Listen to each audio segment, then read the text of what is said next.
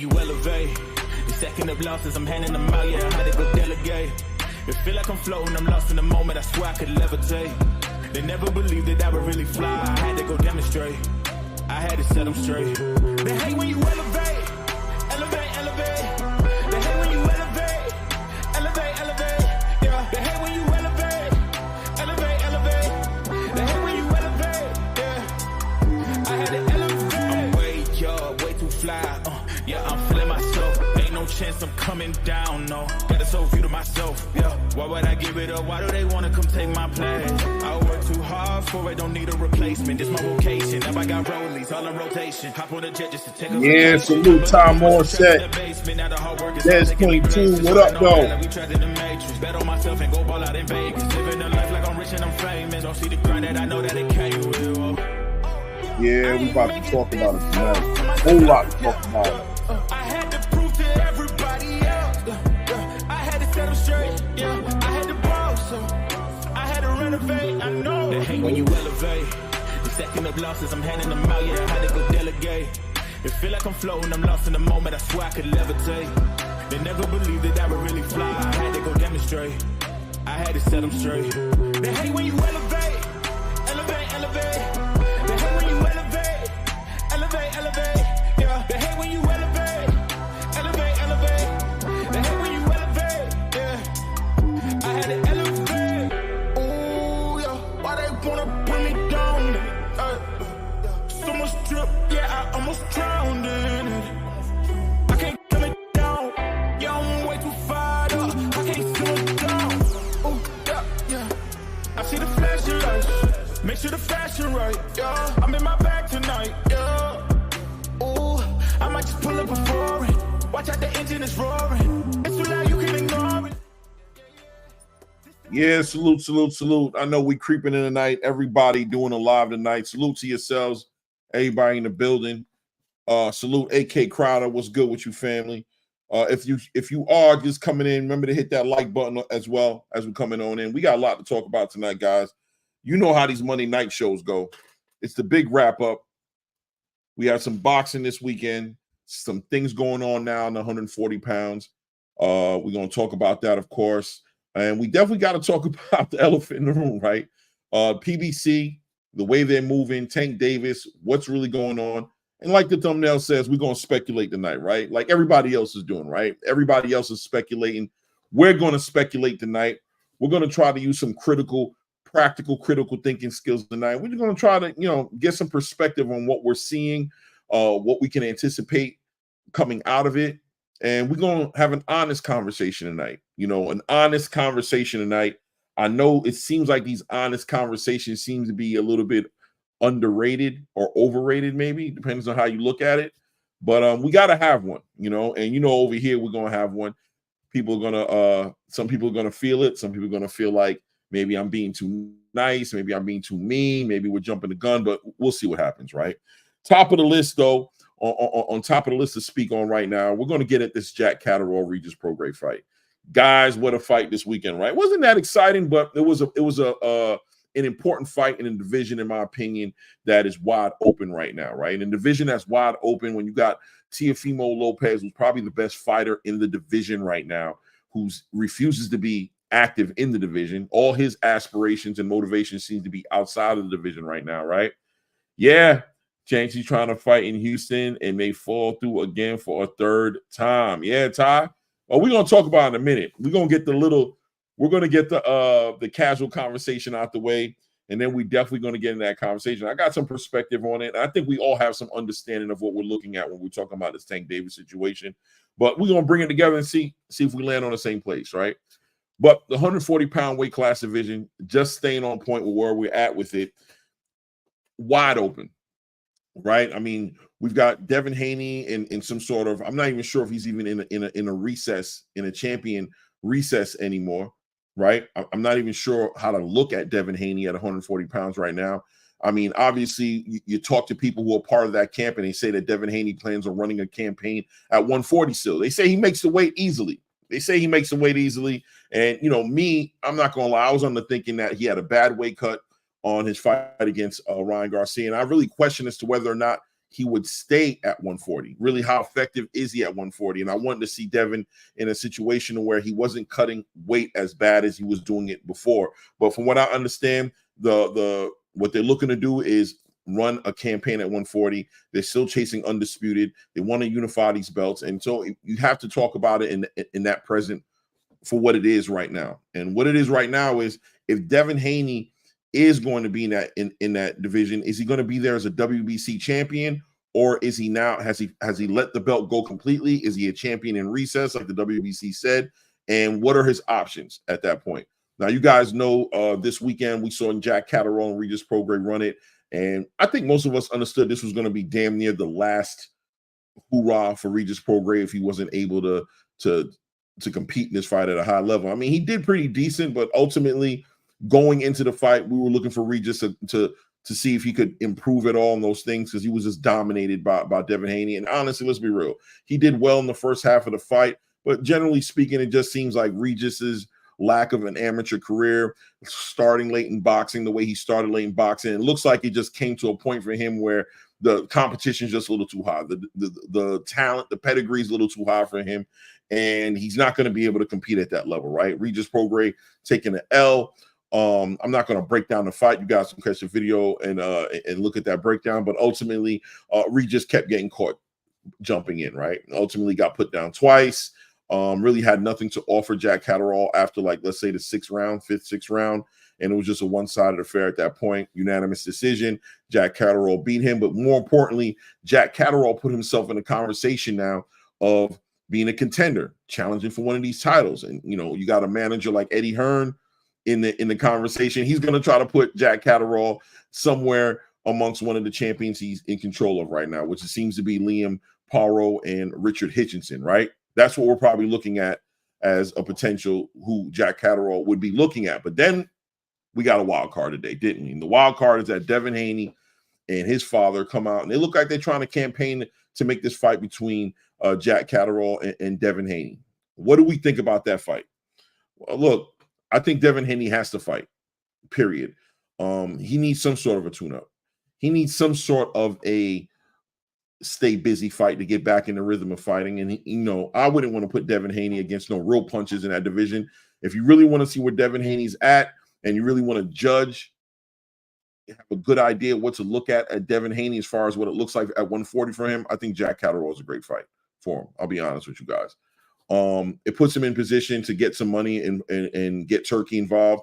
Devin has Turki who has his back. I know some people are questioning the logic behind that fight, right? Some people are questioning the idea of, well, if Devin Haney could have fought Jack Catterall, why didn't he, you know, fight Alberto Puello? Why didn't he fight Sandor Martin, right? Why didn't he fight Sandor Martin and get himself in position? Well, money's probably a big part of it. Obviously, Devin Haney's been turning down money, low money fights. And now that he's kind of got this Ryan Garcia thing probably in better perspective, he's probably a little bit more ready to get back active, right? It's probably a little bit more ready to get a little bit more active. It is what it is. We can cry over spilled milk. It looks like Jack Catterall is a contender, although other than maybe Teofimo or somebody like that. So that's probably what we're looking at. Let's see here what we got going on. And Todd said Jack put himself in the TO sweepstakes too if Barbosa is to lose against Jose. You talking about Jose Carlos? You talking about Jose Carlos? That would put him in the line to possibly be TO's Mando next year. You talking about Jose Ramirez, right? Ty Morris said. I think you're talking about Arnold Barbosa and Jose Ramirez. Yeah, they're supposed to be fighting.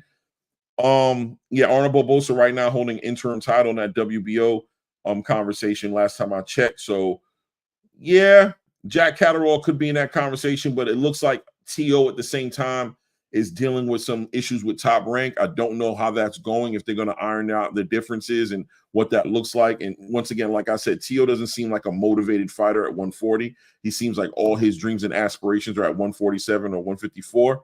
So Jose Carlos Ramirez, you're right. My bad, Ty. Yeah, you're right. You're right. My bad. I thought about that as I was saying it. I'm like, his middle name, is that what you're talking about? But so I don't know what it looks like for TO. I think everybody would like to fight TO. Is that the sweepstakes fight? Maybe. Yeah, maybe. I mean, TO saying that he didn't make more than $1 million since he's been fighting kind of threw me off. I don't know if he is the money fight, but he is a lineal. He's a WBO champion at 140. He's probably the best fighter at 140 right now, if we're going to be honest about it. Just taking into consideration Devin Haney's last loss against Ryan Garcia. The whole division's upside down. I mean, Liam Paro could be in the conversation as one of the best guys there or the best guy there. But I think if we're just going to keep the accolades where they're at, we got to give Teofimo his respect. But he's not an active fighter, in my opinion. I don't know how to look at what to expect from him. The available fights, though, seem to be Liam Paro and Richard Hitchison, who are fighting on December 7th. And we'll see, how Eddie Hearn plans on navigating that. Or could Teo be shelved and stripped for playing with Uncle Bob? Yeah, I don't know about stripped, but shelved, maybe. I don't know. I mean, you know how Bob Arum can get. He likes to have control of his belts, and he doesn't like to give fighters who are on their way out the door the biggest opportunity. So we just got to see how Teo and Bob Arum can negotiate, if they can come to some sort of understand that checks a couple boxes for Teo, or if it ultimately is going to be inevitable breakup, an ugly breakup, and then we got to see how that looks, right? Let's see here. Let's see. Super status did by him 18 months with the WBO. Yeah. I hear you, Ty. I definitely hear you, right? So we'll see what happens with Jack Catterall, Devin Haney right now. Today was I don't know if you guys had an opportunity. 18 months by super status did buy him 18 months with the WBO. No doubt, Ty. Exactly. So we'll see how that turns out. Devin Haney's father, Bill Haney, was on Boxing Voice today. Shout out to Nest and those guys up there. Interesting conversation between Devin Haney's father, between Bill Haney and Punch Drunk Boxing and Nestor and all those guys up there. Real interesting conversation today. Learned a couple things that I didn't really know before, like exactly how VADA operates as far as communicating information on how much Osprey was in Ryan Garcia's system, and also interesting to know about offers that were made. Teofimo was supposedly given an opportunity to fight Devin Haney by an offer made by Turki Al-Sheikh, and Teofimo walking away from the offer and things of that nature. It was a real interesting conversation, right? But 140 got a little bit more interesting with the idea of Devin Haney coming back, right? Devin Haney coming back into the conversation of 140 kind of, in my opinion, put a little makeup on 140, because 140's just been in disarray, in my opinion. Really in disarray. Bob did right by Teo being real. This is all on Teo on his last couple performances. 100%, right? Teo been chasing fame, been chasing money, been chasing commercial status, and to me has fallen short on fights he should have went hard in. And the hard fights he did okay in, like Josh Taylor, but outside of that Josh Taylor fight and Ocampo fight, he really didn't impress me all that much. And I wonder if the lack of activity is kind of have him digressing a little bit.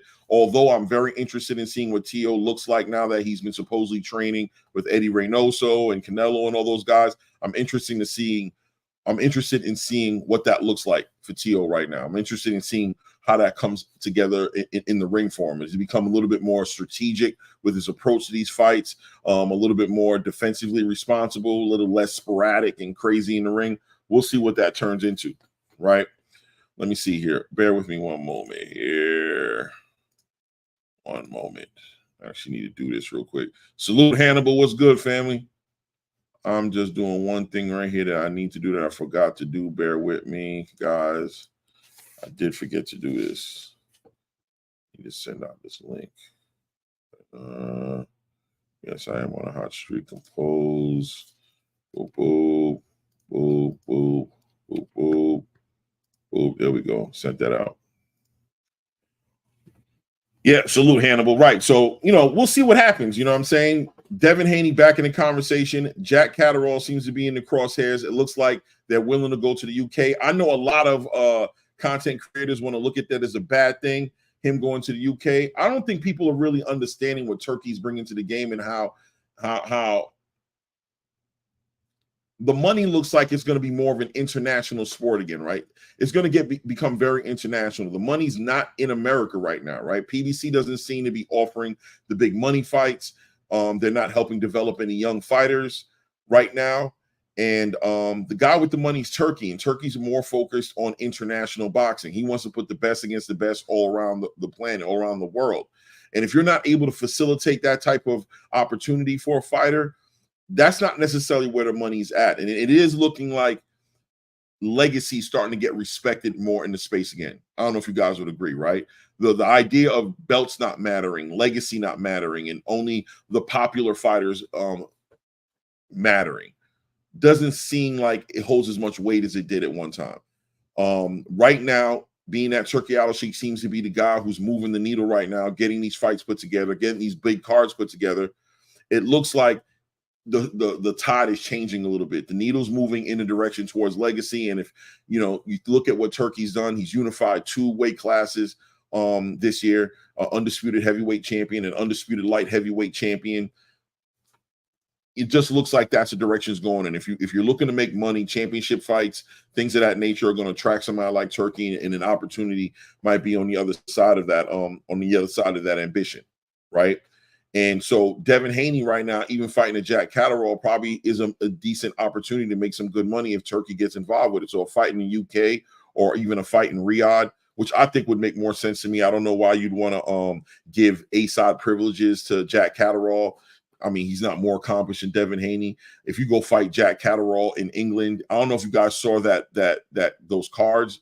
If you paid attention to those cards, I know we saw Jack Catterall win, but I think it was 116, 108 on 2 cards, and one of the cards 117. Oh no, what was it? What was it again? Let me see here if I could.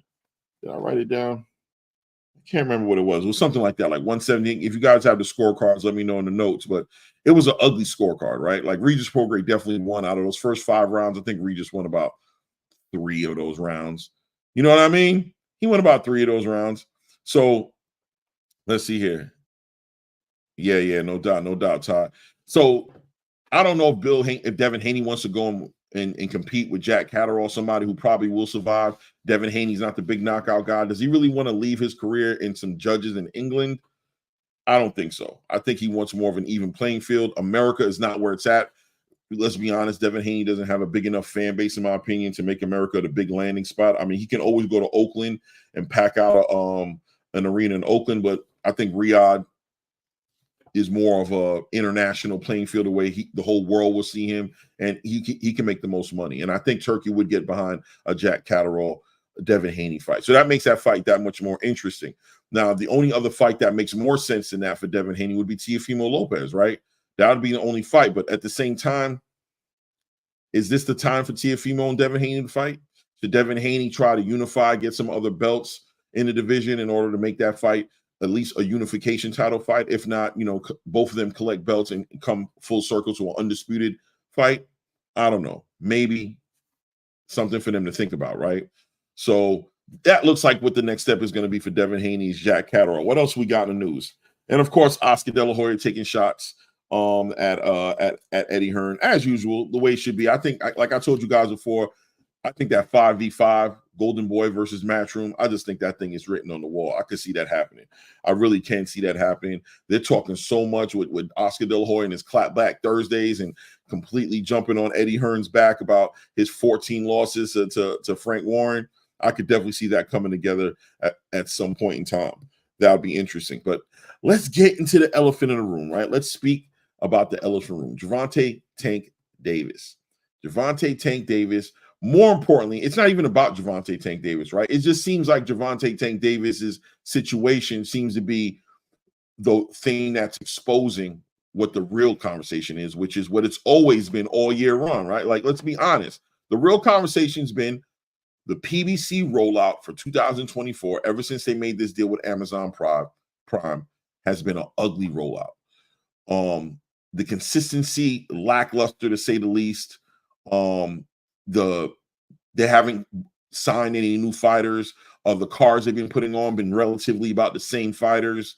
And everybody's been asking, how does this deal look like? What's the structured deal look like between Amazon and the PBC? And now we have a fight with Tank Davis that was scheduled, as far as I'm concerned, even though it wasn't actually documented as, official, but most people understood that December 14th was going to be the date to expect Lamont Roach and Tank Davis to have that showdown in Houston, Texas. And then we get all these messages coming out on Twitter. What are they saying? Oh, the fight's probably going to be postponed because of venues. The fight's going to be postponed because of money. What do we think? at this point, right? At this point, what does it look like? What do we think? I can tell you what I think, right? I think it's like I've always said. And, I've gotten my back kicked in about it. Other platforms is talking about it and they want to make it something ugly and make it some kind of hatred talk. But at the end of the day, the guarantees is what it's about, in my opinion. It's all about those guarantees. Nobody's trying to depend on pay-per-view numbers anymore. Nobody's trying to depend on events being successful, selling pay-per-views, getting low guaranteed money and getting big back-end money when the pay-per-view sells 1 million pay-per-views, right? Everybody wants the guaranteed money. And to me, if Canelo Alvarez is walking around getting $30 million, $35 million guaranteed gates and things of that nature on the events, and Tank Davis is supposed to be one of the faces of boxing, I don't see any legitimate argument to say that Tank Davis doesn't want a big guarantee for himself. Why wouldn't he ask for a big guarantee? Why would Canelo Alvarez get the kind of guarantee that he's getting and Tank Davis not want a guarantee, a large guarantee, something north of 10 million, at least north of 10 million? And if the truth is what's been going around, that he was offered $3 million as a guarantee, it raises eyebrows. And I'm sure at this point it's raising eyebrows for Tank Davis and his team, but it's also going to raise eyebrows of the content creation in the space, of the fans in general. If you're being honest with yourself, it should raise eyebrows for you guys, right? Let's not play any games about it. Why would they offer Tank Davis that amount of money if it's true? Now, people want to push the narrative of the venue. Clay, do we know actually, Clay, do we know actually pays Tank PBS and Amazon? No, we don't, Mr. Big Play. We don't. And that's one of the issues, right? Trying to understand how this deal has been structured with the PBC and Amazon. We have no idea. Now, leave it to some people in the space. They're going to speak to it as if they have firsthand knowledge, but nobody knows what's going on, right? We have to look at all the intangibles and all the moving parts to kind of put something together to make it make sense. Oh, yeah, the realist, you're right. I got you right now, family. You right. Big, you all right, brother. We talked about this, didn't we? Didn't we talk about this? Hold on a second. Bong. Bong. Bong. Bong. I got you, the realist. There you go. Ray, salute. Oh, you in the background. Boom. All right. Boom. Boom. Boom. Boom. Salute Ray Davis in the building. What's good, family? Salute. What's up, everyone? What's going on? Salute, Clay, man. Good to be up here again, man. I hear what you're talking about. You know what I mean? Good cook, man. No doubt. Just building, at the end of the day, building on what we have, because we don't have all the information. And no matter what anybody wants to tell you, one speculation versus another speculation is one whole speculation, right?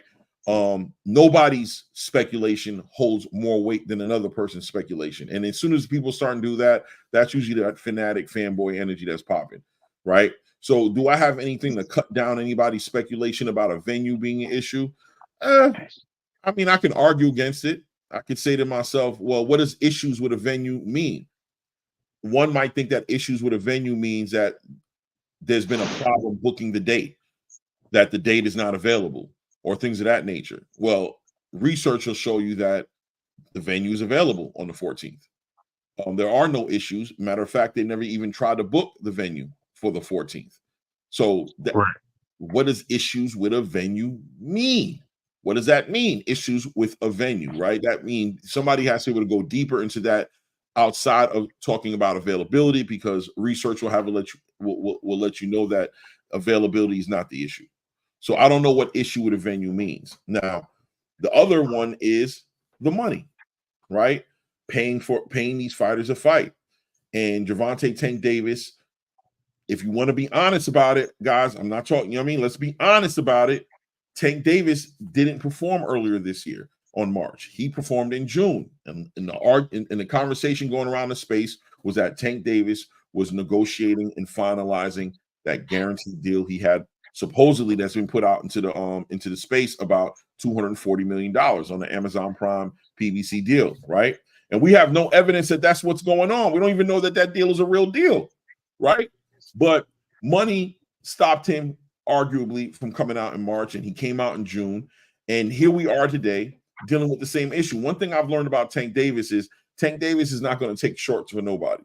Like, he has no problem communicating his indifference with the PBC, his indifference with Floyd Mayweather, his indifference with anybody who's getting in front of his money. That's one thing I've learned about Tank Davis, watching Tank Davis. I don't care what anybody says. And if it's not the right way, he's not going to do it at this point. He's not going to do it at this point. You know what I mean? It looks like we have evidence that it's not a real deal. Right, realist? I mean, let's be honest. If this man is supposed to have $240 million guaranteed to him, and you break that down in 6 or 7 fights, that's roughly about 25 to a little over $30 million per fight guaranteed. And if that's what Tank Davis has been told and what he was expecting, of course $3 million sounds like some nonsense. Of course it does. What in the world? You know what I mean? Ty Morris said the venue available is just the projected numbers isn't meeting what Tank wants to be guaranteed. 100%, Ty. That's what it all comes down to. It comes down to the money on the table doesn't make sense for the investors, right? So if you're looking for a $15 million guarantee, I'm assuming you're going to pay Lamont Roach something like $500,000 to $1 million guaranteed. And then you're talking about getting some money on the back end. Well, how many pay-per-views need to move in order to make that $15 million guarantee make sense? Not including the cost of the fights on the undercard, right? Keep in mind, he said that around the time he was beefing with Mayweather. No doubt, no doubt. Let's bring Ray Davis in the conversation for sure, though. Ray, what's good, family? How you feeling, man? Everything's good, Clay. No doubt. I'm listening to you chop it up. I mean, all this thing makes sense. I mean, we've been talking about this for about 3 months. This is not the first time we actually are in conversation of this. We're just now actually getting the full response with the fighters, the fighter, in the way that things are moving in the PBC and things of that nature, moving in the direction that we've been saying. There's no disrespect to Tank Davis. There's no disrespect to the PBC. We're just being honest on what we're seeing and how things are playing out and how things have been looking for the last year. We already knew that it was going to be a tough time with the move from Showtime, with the deal being exited away from boxing and trying to find a new home, which it almost took them 7 months. Them missing a whole first quarter of boxing, while the other promotional companies were already in line and making fights and putting on large events. We've seen this all happening. Like you mentioned just a second ago, Tank not getting the money to fight Frank Martin initially on that first card, and it got moved away. This has been something that's been happening, and we've been discussing for quite some time. Let it be known that you and I in personal discussions have been shocked that this is happening. We've never seen this or wished this on anybody. This is not something that we're really going out of our way to say, okay, well, let's neglect these guys or be disrespectful to them. No, we have a situation here where it's real business and it's serious, and it shows you that, you know what I mean. One on Tank's side is Tank wants to get paid like he's always been paid. He's not looking to take any shorts. He's not looking to accept anything less for his fights, even with a Lamont Roach, for instance. And that's a problem in itself, because now you have a guy like when he's fighting Loma or he's fighting Shakur or he's fighting, and everyone's talking about how he's being frozen out. He's not being free. I mean, they are to a degree, because they're putting the test out there. You know, the testimony. Hey, man, you're the payday. You're the guy supposed to bring that bag. If you're that guy, then guess what that means to us? That means we're supposed to get paid upwards to a certain amount. I remember we just building on this the other day, and someone asked a question about and I'm trying to remember where it was, Clay, where does Tank deserve more than Shakur deserve more than $6 million? That was on Blue Channel. We discussed this, right? I think it was Carl Brown. Salute to Carl Brown. And I said, yes, he does. Why wouldn't he? That fight's going to sell. That fight's going to be worth that. That'll be worth that $80 pay-per-view to see a super fight like that. But the fact that you won't want to pay a guy who's already literally getting offered $5 million a fight to fight either a Cardina or to re-sign with Top Rank, that shows you his value, and you're only going to offer him $1 million more. Something's not right with that picture. Something doesn't seem right, and that means that you guys are not willing to pay your opponents and things of that nature, and think that those guaranteed paydays are yesteryear, and that's what it is. No, these guys are superstars too. They're title holders too, and they're going to deserve their slim pickings of what they think they deserve. Rather it be you're going to make this much money, then I need to make a certain amount of money, and they have every right to that. But again, we get down to the point, like you said, with the fanatics or the super fans or fanboys, where they just believe that Tank can fight whoever he wants, he'll make whatever he wants, he'll put on the show that he wants, but then the PBC will always be there. And then we're stuck here right now talking about what's not happening and what was supposed to happen. We don't watch Benavidez get moved. We don't watch Earl Spence get moved. We don't watch Tank Davis now get moved twice. We're watching other fighters, that the Charlo brother who just got called up to train and said, hey, you're going to be fighting Kellogg Cornflake. And now he's not fighting this gentleman because they're moving that. These things hurt. They hurt the boxers as long, especially these guys. It's been sitting stalemate in the PBC. It's not like they have all these fighters on lined up to fight. They're available, but not just calling them up to just go fight every day, Clay. And that's what it comes down to. Like, are people really recognizing really what's going on and what we're seeing, or are they still going to try to paint these pictures to make us believe that this is not true? Yeah, I think at the end of the day,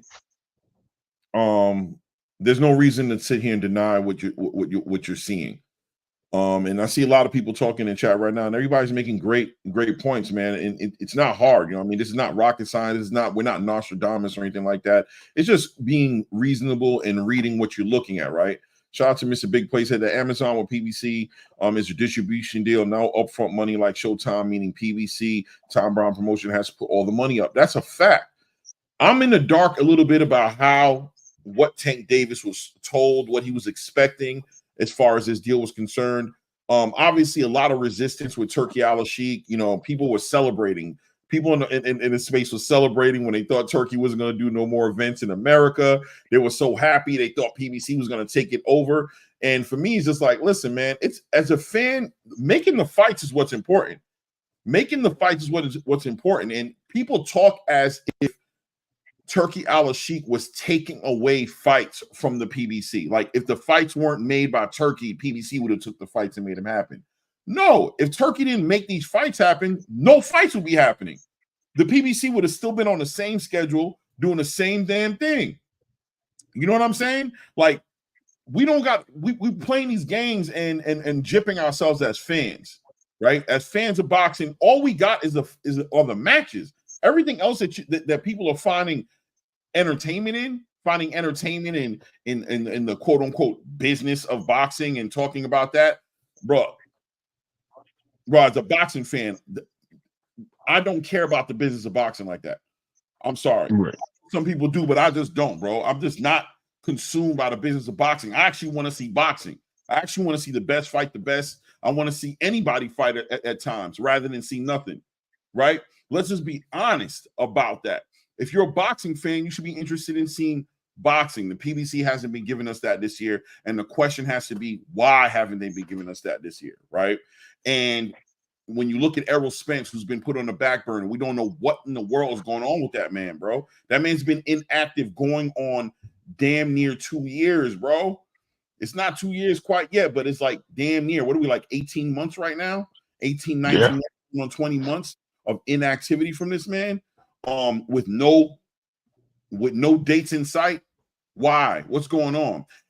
If you're looking at Canelo Alvarez, who's knocking out $30 to $35 million guaranteed for a fight, why wouldn't Errol Spence want to guarantee maybe not 30 million, but something above 10 million a fight? Why wouldn't Tank Davis want to guarantee? Jermell Charlo coming off of his biggest payday with Canelo Alvarez. What makes you think he would just come back to being mediocre again, to getting paid $1 to $2 million a fight?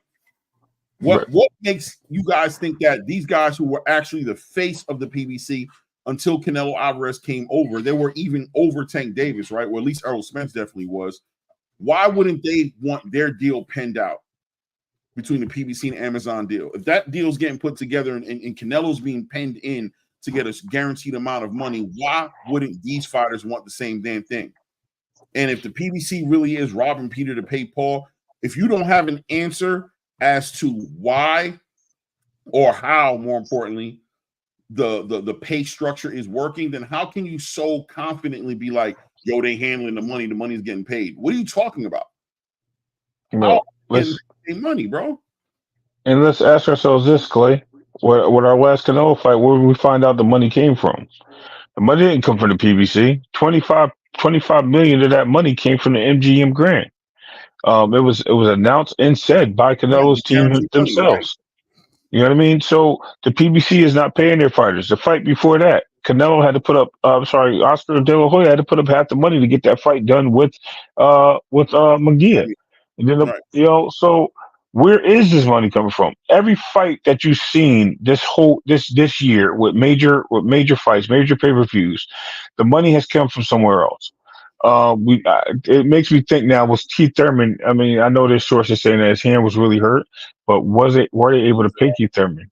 You know, we already knew No Limit. I had covered the Tim Tszyu side of things in that first fight, right?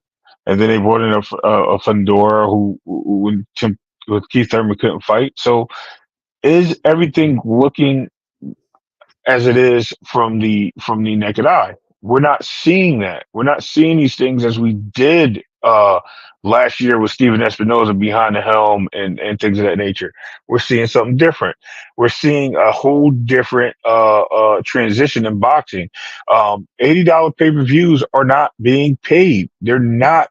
I don't care what they tell you about Tank selling out 80 to 90% of his pay-per-views. It may be the case. I don't personally believe it. But numbers are numbers, right? They have their numbers. We don't see them. We're not the persons behind those things, but I don't see it. I think all boxers are going through the same thing, including Canelo at this point. Boxing is being streamed at a high rate. We've been talking about this for like 3 years now, and it's been increasing with these prices increasing, and it's causing inflection in the prices. So now with Turkey trying to bring the prices down, does it change that? No, but it nullifies it a little bit, because now if you look at the basis of our great buddy Echo, who came in here and told us, when everyone thought that the fights were free over there in Europe, in England, he was like, no, man, we pay for our fights. We pay like $25 though. And now Turkey's trying to bring that same thing here. We're getting, hey, why is he trying to make $20 fights? That's not going to do anything. That's just the ignorance of the sport. Instead of you guys acknowledging that this guy's trying to help the sport of boxing in itself, the PBC, whether it be Top Rank or whoever else is putting on a pay-per-view and bringing the prices down so they can get more viewerships and get more people in tune that won't pay for the fights. Instead of y'all looking at it that way, y'all want to kick the guys back in for having an idea that your guy or your team of guys, because salute to Al Heyman and I hope he's doing well, because y'all represent him so well, y'all just want to be like, oh, no, $80 is where it should be. Man, nobody wants to pay $80 for a Tank fight or a Canelo fight. That last Canelo fight was not worth $80, especially that card. I hate to say it. So what are we really talking about here, Clay? And that's what I said. At the end of the day, it's going to have to be a pay scale. You have 300-plus fighters over there at the PBC, and we only seen this year, besides the ones like Barrios fighting on an MVP card, we've seen Pitbull and Ryo fighting on a Riyadh card. So really, what have we seen? I mean, David, what's the name fighting on the Riyadh card? So Morrell. So what have we really seen the PBC put their stars out there besides Canelo, Tim Tszyu, who's fought twice this year, and Tank Davis, who was supposed to fight twice this year? Where have they really been putting their money? Where have they been investing their money? Is all this back-end capital payouts to these fighters from back-end fights and the investments that they've been making on storing into these weird magical funds that capitalize all this money and interest, is that really working in today's game? No. It just comes out to say no, and I think that's what's hurting the sport.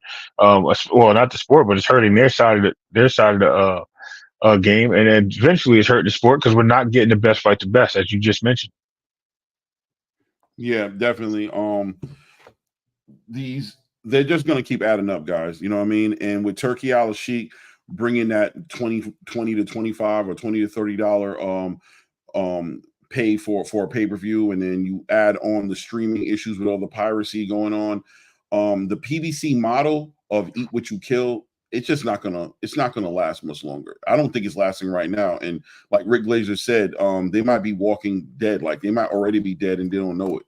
You know what I mean? Just if they don't figure out and get an investment of some sort, the guaranteed money is paramount right now to make fights, to make these big fights. These fighters are not playing that game no more. They already understand what's going on. Like, the guaranteed money is paramount right now. I don't care what anybody says, man.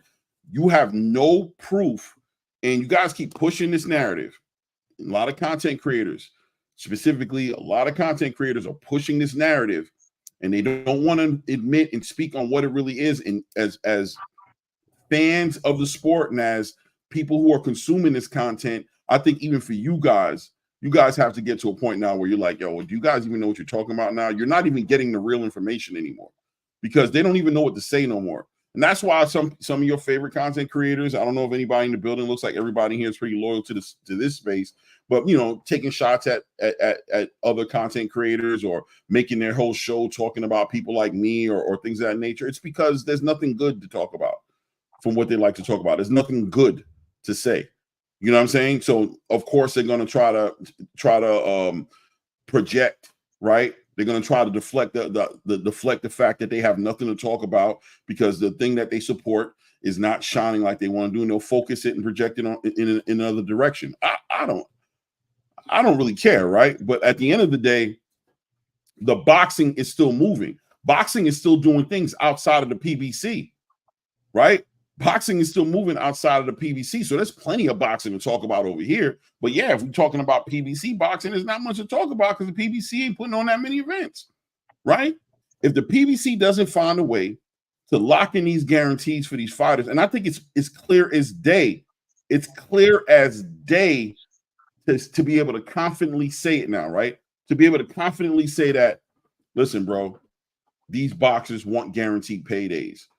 They understand what they're doing, especially the Errol Spences, the Jamel Charlos, the Tank Davises, even the David Benavidez's. These guys aren't biting as easily as they were on this whole entire idea of, don't worry, you're going to make your money on the pay-per-view. It's going to be great. Not necessarily. And somebody like Tank Davis now, and we can segue into this part of the conversation, Ray Davis, where it becomes, is the tide changing? Is Tank Davis the highest payday for these fights and these fighters now? Without the machine behind him, is he the highest payday for Shakur Stevenson? Is he the highest payday for Lomachenko? Is he the highest day for Teofimo Lopez? Let's be honest. That's what he brings to the table. Outside of the big payday, Tank Davis doesn't bring nothing but a high risk, low reward, right? High risk because it's a good chance you're going to get knocked out. You know what I'm saying? Low reward because your money's not there. The money that you would have gotten last year for fighting Tank Davis, is he the highest payday for everybody right now if the machine can't give the guaranteed money? Because is the highest payday when you're just making your money mostly on pay-per-views?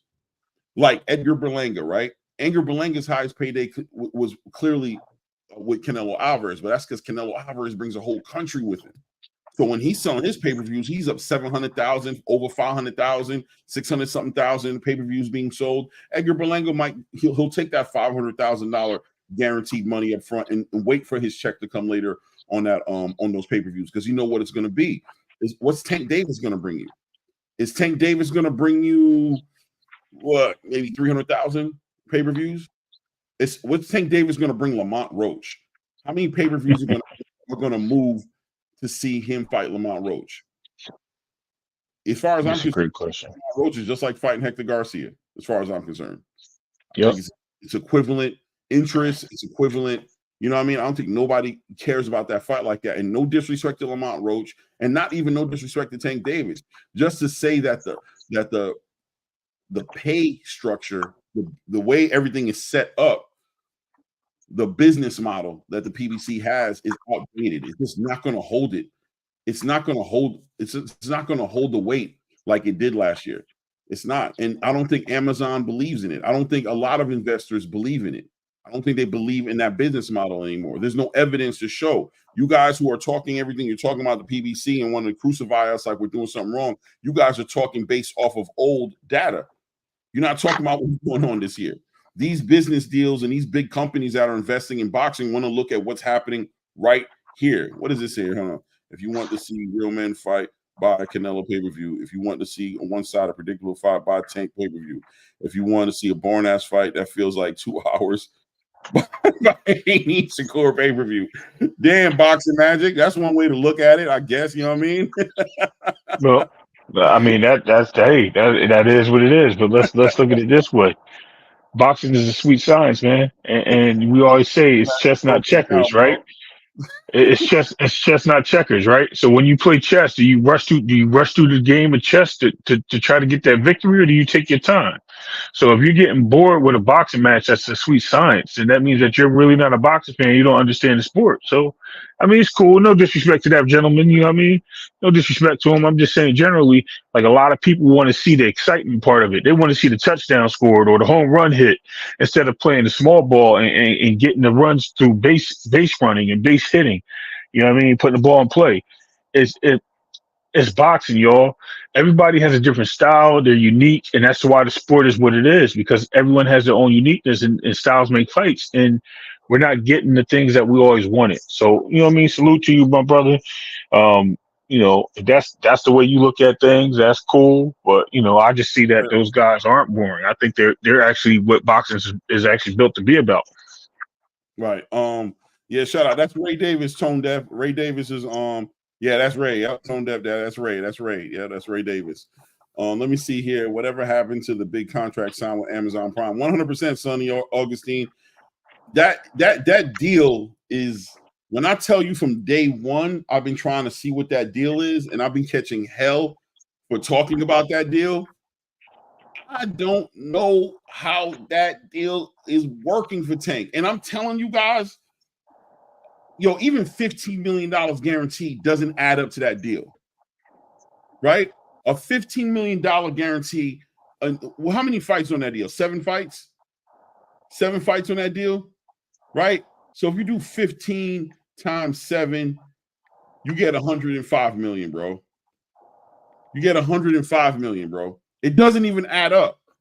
It doesn't even add up, bro.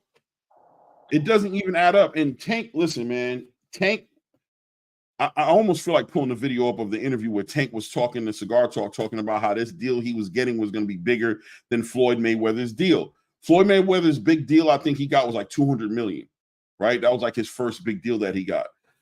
So we were, you're thinking north of 200 million. And obviously the rumor going around the space that was going to be 240 million. I'd like the PBC fans who I would think know more about this than we do to kind of like give us an idea, break down how that deal works, because Tank was looking to get 15 million. He was fighting for 15. He's waiting on 12.5 to get okayed. What happened with that deal with Amazon Prime? Did it happen or didn't it happen? You know what I'm saying? And if it didn't happen, listen, bro, if Tank believed that he was going to get a deal like that and that deal didn't go through, where's Tank's mentality as far as his relationship with the PBC, as far as his boxing career is concerned? What I can only imagine what's going through his mind. And I think disappointment is an understatement. I think disappointment from his point of view has got to be an understatement at this point. Let me see here. The hit list: Chris Colbert, Pitbull 2, Edwin, Rolly 2, and Hector 2. Maybe here for boxing, no doubt. Tone deaf. To the both of you, you guys make boxing respectable because you don't troll your own show. No doubt, Tone deaf. I appreciate you recognizing that, man. Boxing magic. Tank was hella tapping. Don't nobody believe that ish. No doubt. No doubt. I think it's real interesting. You know what I'm saying? And they're mad. They're mad. They're upset, bro. And I'm watching the content being created. I'm hearing people pushing these narratives. And, last year it seemed like Tank Davis fans and Tank Davis channels were all about facts. Forget your feelings. The facts are Tank is this, Tank is that, Tank, and they would list it down, up and down. You'd have to give them their respect and be like, yo, those are facts. Those are facts. But there were some other facts that they weren't acknowledging, but it seemed like their arguments were normally based off of foundational facts. Now it's fairy tales out here, bro. It's Dr. Seuss, Mother Goose, Cat in the Hat nonsense going on. They're saying they'll get mad at you and they want to debate you off of a whole bunch of propaganda, a whole bunch of nonsense. Doesn't make any sense. It makes no sense. Oh, venues, maybe they're negotiating big deals with, maybe Al. First of all, Al Heyman is not well. Jamal Charlo, one of them, or I think it was Jamal, already made it clear. Yo, we making our own fights right now. Al Heyman is not feeling good. He's not doing well. God bless him. I pray that he gets healthy. I hope he makes it through whatever he's going through right now. But I think at this point, we all understand that Al Heyman is not functioning at 100% right now. So the idea that you put Al Heyman in a situation where he's negotiating these huge deals, in Vegas and in the DMV and in Houston, you're just reaching. You have no evidence to back that up. What you do know is that you still haven't gotten confirmation on this fight for December 14th. That's what you do know. And maybe the fight still goes through. I was talking to a friend of mine who's a mutual friend with Tank Davis and his team, who said that there's no postponement. He says, as far as he knows, the fight is happening on December 14th. I was excited to hear about that. I'm like, all right, that's a good thing to hear. Because if this fight doesn't happen on December 14th, it's going to shine a bad light on the PBC. I don't care what nobody says. It's shining a bad light right now. Right now, it's shining a bad light. But if that fight doesn't happen December 14th, it's going to be hard to convince people that it was some venue issue. That is just not flying, bro. The venue is available, bro. There is no venue. I personally don't believe it's a venue issue. You know what I'm saying? I don't believe that's what it is. I don't care, bro. And if I'm wrong, I'm wrong. Well, what do you want me to do? Sue me? Like, think I give a damn if you think? I don't give a damn. But I'm just giving you my honest opinion based on what I see. I don't see no evidence to support there being venue issues. And I don't know what argument makes sense for you guys to come and try to say that there's venue issues just based off what Dan Raphael said. Dan Raphael can have a multitude of reasons as to why he's saying that. Maybe somebody said that to him for real. Maybe he's in agreement to help them out a little bit and help cushion whatever inevitable judgment is coming their way. Maybe it's buying the PBC more time to kind of put this thing together where they need it at. But look, man, that doesn't work for me. Not with Gervonta Tank Davis. Not with a face of boxing. I'm not going to say the face of boxing because that's just ridiculous at this point as well. We don't need to keep saying that. We got to stop with that BS. This whole the face of boxing, we got to stop that. That's nonsense. I'll give him a face of boxing based on the fact that I know that you guys love him the way you do. I know I deal with him, so I won't be in denial to say that I deal with so many damn Tank fans that I acknowledge that he has, you know what I'm saying, that he has some popularity out here, and I'll give him a face of boxing accolade. That's not going to be an issue for Tank Davis in Texas. Wherever Tank wants to perform in Texas, I'm sure it's going to be available for Tank. Even if it wasn't available, it can be made available. It's Tank Davis, bro. That's not what it is. That's not what it is. Let me read some of these chats up in here and see what's going on here. Facts, they'll say these things on camera. Then when you go check the numbers via the state's athletic commission or the promotions network provided numbers, they don't match. Bong. Ryan Frazier, because they don't care about boxing. Dudes stand with fighters instead of standing by the sport. We want the PBC to do better, but these dudes got to stop lying. It's code red at PBC. 100% Ryan Frazier. And, when I hear somebody like Ryan Frazier saying what he's saying, I know Ryan Ryan is like a neutral, nice guy boxing fan. He doesn't really throw shots and kickbacks in like that. So if you see him sitting here, saying it's code red at the PBC, it's because it's just undeniable at this point. If he's saying that, it's just like he'd rather say, I know in my heart, I believe Ryan Frazier would rather be saying something else. You know what I'm saying? Right? Like, I know he would rather be saying something else. He'd rather not be like throwing shots at the PBC, especially knowing how much backlash you get in this boxing space for talking about the PBC. If you're saying something about the PBC, it must be damn near true because you already know you're going to get hell for it. Hell for it. Nikki J, they have witnessed the shift and they know the model isn't working the same. You know it, Nick J. And Nick J, salute to the half of the queens of boxing. Very intelligent woman. This is not about hatred. It's just, what do you want an intelligent, critical thinking person to say? What do you want an intelligent, critical thinking person to say at this point? Why shoot shots at us at this point and make it seem like we're reaching when it's just obvious at this point that something is going on? I'm not saying they can't figure it out or they won't figure it out, but for the love of God, man, we're in the fourth quarter of the year. This company said they were going to give 10 to 12, 12 to 14 events this year. Guys, right. It's the fourth quarter of the year. Go ahead, brother. Shout out to all the panel. Nick J coming in. You know what I mean? The Queen, always respect. Just to say that when we look at this as a whole, right? Even the people that talk about us or talk about how the PBC, let's just eliminate us. Let's just talk about boxing in general. And shout out to Ryan for that great comment. When they talk about boxing in general, and they talk about how the PBC is going to do this and do that, they're all speculations, right? They're all basing things off of the history and hopes and dreams. But then when we tell them the truth, we're the people pushing narratives or saying things that are disgustingly terrible and trying to, and we're fans of fighters.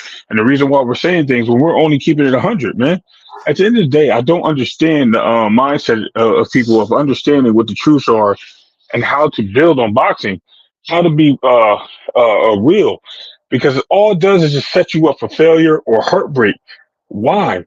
You know what I mean? Don't attach yourself to something so much where it can damage you mentally or make you look bad and cost you a whole bunch of credibility.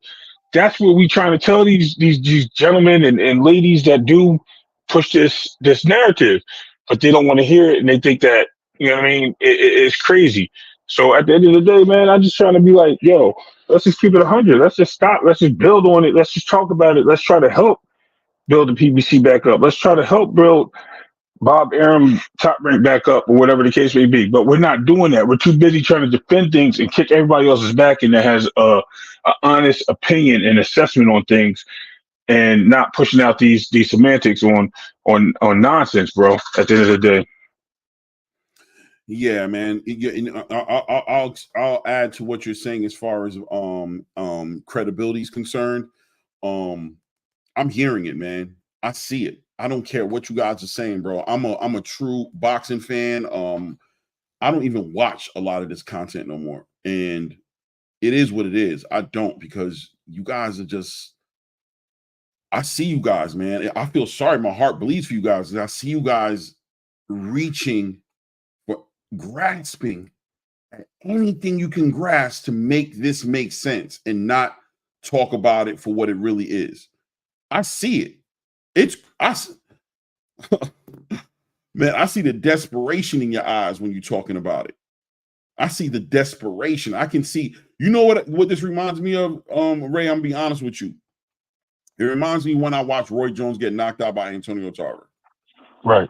That changed my whole perspective on boxing. I mean, that devastated me. Right? And I remember how I felt and how it was hard for me to come out my house for like 2-3 days. I knew people were gonna be waiting on me. Like, what happened with your boy Roy? You know what I'm saying? I thought Roy was him. Yo, Tarver talking crazy to him. Put him. I just didn't want to deal with it. You know what I'm saying? And I was making excuses for like 2-3 days. Like, yo, bro, you know what I'm saying? They caught my man after he did a whole weight cut coming from heavyweight. They know they caught him weak. Bomb. You know what I'm saying? That you know what I mean? They just and then they again. And then he did it again. And I was just, I had nothing left to say. Like, it just hurt my spirit, right? And I could see these content creators when they're talking about this, Gervonta Tank Davis situation and this PBC situation, and you see them reaching like, oh, you don't even know Al Haney might be negotiating, trying to put something together. You don't know, they might be off. I heard somebody say, yo, they're probably offering them a guaranteed gate like they offered Canelo Alvarez. I'm like, are you crazy, bro? You think they're gonna offer this dude a guaranteed gate to fight Lamont Roach, bro? That's right now, bro. And consistent work, man. And consistent work. Like, but let's look at it this way. Let's keep it real though, right? So let's talk about that Roy Jones scenario, right? And let's just put this out there how people what's up, Rallo? Salute. How people really should feel, right? At the end of the day, we all go into these matches with the expectations that our fighters are going to win, but there's always a chance of upset, and we watch it for the upset. We literally watch it to see if this guy's going to win. We always do, regardless of how we go forward with it. We want it. We always have this question in our mind: Yo, is this guy going to beat this guy? How many people didn't think that about other fighters? You know what I mean? No one's seen the Buster Douglas thing coming. But there were other fights that you seen with Mike Tyson, such as the Michael Spinks, where he knocked out in like less than 30 seconds, and the Inouye fight with Stephen Fulton, where you were like, "Yo, this is going to be a dope fight." Stephen Fulton going to show this guy what it really is to come up and wait and fight a real champ. These things happen, and we're not expecting these things to happen. And when they do happen, it's heartbreak and it's settled. But if you take it that way because you're a fanboy or you're putting too much energy into it and you're building something up on a false narrative and a positive side of thinking of your fighter, right? Your fighter, that guy don't know you, but he works for you. You know what I mean? Though we are the fans and we make them, they pay for it. What happens? Then we set ourselves up for disappointment. And no one wants to be disappointed because then excuses come. And when excuses come, we just get laughed at. So instead of getting laughed at the building, man, have some common sense and just talk about boxing. Let's just talk about the sport and be real about it. That's all we all been trying to do for last year, Clay, since we got this up here, man. We was like, yo, we ain't doing all that debates and we just want to talk about boxing. And now we in here talking about boxing, and now we're changing the game for what it is. Of course, the Queens have set a stage on that. Shout out to the Queens of Boxing. You know what I mean? There's other platforms as well, and people are doing it just as well as us. So I want to salute those channels, absolutely. But what I'm saying is you still have these people that just are fanatics, fanboys, and all these other things, and it just becomes crazy. I know how it sounds, bro, but, it's crazy. Yeah, I mean, it is what it is. I'm saying this is the voice of a fed up brother. Yeah, salute here for boxing. You might be hearing a little bit of frustration in the delivery. You know what I mean? Let me see. Bob said Turkey getting pushed back, and they only want his events in Saudi. Was going to Saudi just to support their fighter.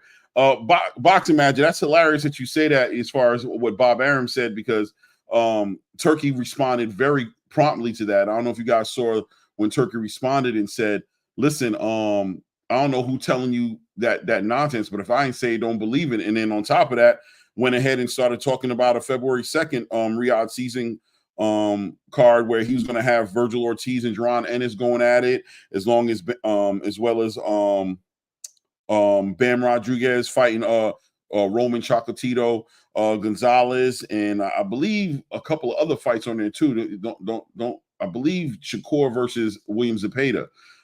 Listen, man, Turkey ain't going nowhere, guys. And I know a lot of people started celebrating that. I saw the little videos out there. Oh, I thought you said Turkey had unlimited money. Yo, you guys, man. I mean, there's such a disconnect in boxing right now with the fans. It's to cut your nose off to spite your own face. You know what I mean? Cut your nose off to spite your own face. My thing is make sure you have somebody ready to replace what Turkey's doing before you get all happy to celebrating when Turkey decides to stop doing it.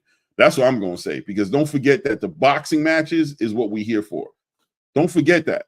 Don't forget that the fights are important, that the fights got to happen. You know what I mean? Shout out to Tone Deaf with the message. Did Mayweather separate himself from the PBC, or is Pro Box and Jake Paul and Danny Garcia trying to make still live, or keep it still alive? I don't know. I'm assuming you're saying it that way. Look, I can say this. Floyd Mayweather has not said nothing about the PBC, does not seem to acknowledge the PBC. All his fights have been on the zone cards. His fights have been on the zone platform. Carmel Moulton is not performing on the PBC prelim cards. Take it for what you want to take it. Take it with a grain of salt. I mean, take it for what you want to take it as. I don't know why he's doing it. You know what I mean? I don't know why he's going around the PBC. I don't know. Why would he not have Carmel Moulton on a PBC card? I thought that was part of his company. Why wouldn't he help the PBC by making his events PBC events? I mean, I think the reality is the money. They can't afford to pay him. And that's it. That's all it comes down to. Floyd, they can't afford to pay Floyd. They're not offering Camille Moten his top dollar. He's not going to waste his time. He's going to get to his money. And I'm telling you guys another thing. Tank going to get to his money. Tank going to get to his money, bro. Remember I told you that. Tank is going to get to his money, whatever that looks like. I don't know how. I got some ideas, but I don't want to put it out there so nobody don't say I'm pushing false narratives. I'm just saying Tank going to get his money. Tank is not going to not get his money to keep the PBC alive or to keep an image alive. He's not going to do it for so long. Eventually, he will go get his money. And when you guys see that, we'll see what's being said at that point. Let me say, I feel exactly how Ray feels about this silliness. No doubt. Boxing Magic Mex side says, I don't think a 90-year-old Bob would just come up with this BS. He's working with Turki. Yeah, no doubt. I think Bob could have definitely heard something that had him believing that. I think the miscommunication or the misinformation that Bob is putting out there is thinking that there's a restriction on what Turki can do, that Saudi Arabia is disappointed in what Turki is doing.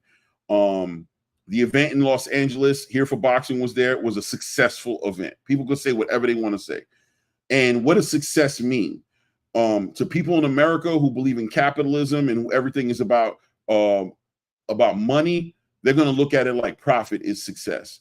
But somebody like Turki Al-Sheikh, who has a bigger picture, who's looking at it as a marathon more than a race, is looking at the success of a lot of people showing up, people seeing what he can do, people getting an idea of what to expect out of boxing, starting to rearrange the perspective on boxing and what good boxing cards look like, getting people used to those kind of events, getting used to those kind of prices, getting used to halftime shows with Eminem performing the way he did, the giveaways, just the fans getting that experience and liking that experience when it's said and done.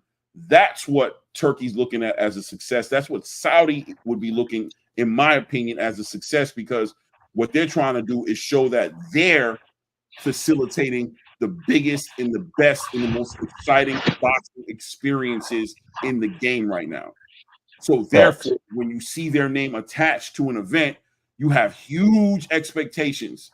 And also, when you look at other events, you're using their events as a standard as to how to look at other events as far as judging them to be successful or not successful. And so, I think by him doing that in Los Angeles, he was successful. And damn it, 90 to 98,000 people in Wembley Stadium for that Anthony Joshua, that's a successful event. I don't see the king or the prince of Saudi Arabia looking at those events like, I don't like how they turned out. Don't do them again. I don't see that. You know what I'm saying? I don't see him looking at it like that. You know what I'm saying? So Turki had to communicate back to the space. He responded on Twitter. I could pull up the tweet if that's what you guys want to see. Him basically saying, don't let nobody speak for me. I'm really still in my bag and I'm really still getting busy. And I saw way too many people celebrating the idea of this man not being able to put events on no more. It just blew me away, to be honest with you. It is what it is. Well, let's mention this too. Ready for this one? If he wasn't doing no more events in the United States, what happened with the whole thing at the Sphere? Did he do an event at the Sphere in Las Vegas across the street from the Canelo fight? So obviously he's doing events in the United States. People seem to forget these things. See, they're just trying to relate everything to boxing. And because they're doing that, they're being blinded and they're setting these narratives up again to make the disrespect real towards Turki Al-Sheikh, which is unnecessary and not even worth it. So that's why I said sometimes we got to just look things look the other way and turn the other cheek on some of these people when we say these things, because not everything has truth to it. It's just stuff that people push as a narrative just to enforce the stupidity and the lies and narratives that they do push to come against people that are telling the truth, just so that they can keep their fan bases, keep the casual people blinded. You know what I mean? This is the boxing space. This is supposed to bring the casual people in, give them the truth so that they are supportive of boxing, not bring the casual space in to lie to them and give them these fantasies based on fighters and exciting fighters. That's what this whole thing is about. And then he would have kicked Turki's back in, tell all these people how he's the great terror of boxing, and he's destroying it from the inside out. Bullcrap. This guy's working in all sports, so it's all cap. We see what it is. I'm sorry, I'm walking into my job space right now. I still got time, but I just wanted to tap in on that, man. It's crazy. Yeah. Tom Morris said with the $10 holla, I appreciate you, fam. Or shout out to Blue Blood that half a dub. It's only a matter of time before Abdul Wahid debuts on Riyadh season, inshallah. Yeah, bro. Inshallah, bro. 100%. Tom Morris said. That's what I think. Maybe you're tapping into that energy I was talking on when I said Tank gonna get his money. Tank, listen, man. Tank is here for a good time, not a long time. You heard? There's only so much anybody can take. There's only so much anybody can take, bro. You know, all this narrative pushing the idea that Turkey's the devil and this, that, and the other, bro. At the end of the day, you better be able to back that up. You better be able to back that up with some damn money when you're talking to Tank Davis. I'm gonna tell you straight up. You need to be able to back that up with some money, bro, because he's in this. He's a prize fighter if I've ever seen a prize fighter. If I've ever seen a prize fighter, Tank Davis is a prize fighter. Emphasis on the prize. Emphasis on the prize. And when it comes to prize fighting, loyalty for Tank Davis is Calvin, Kenny, Baltimore, Upton Jim.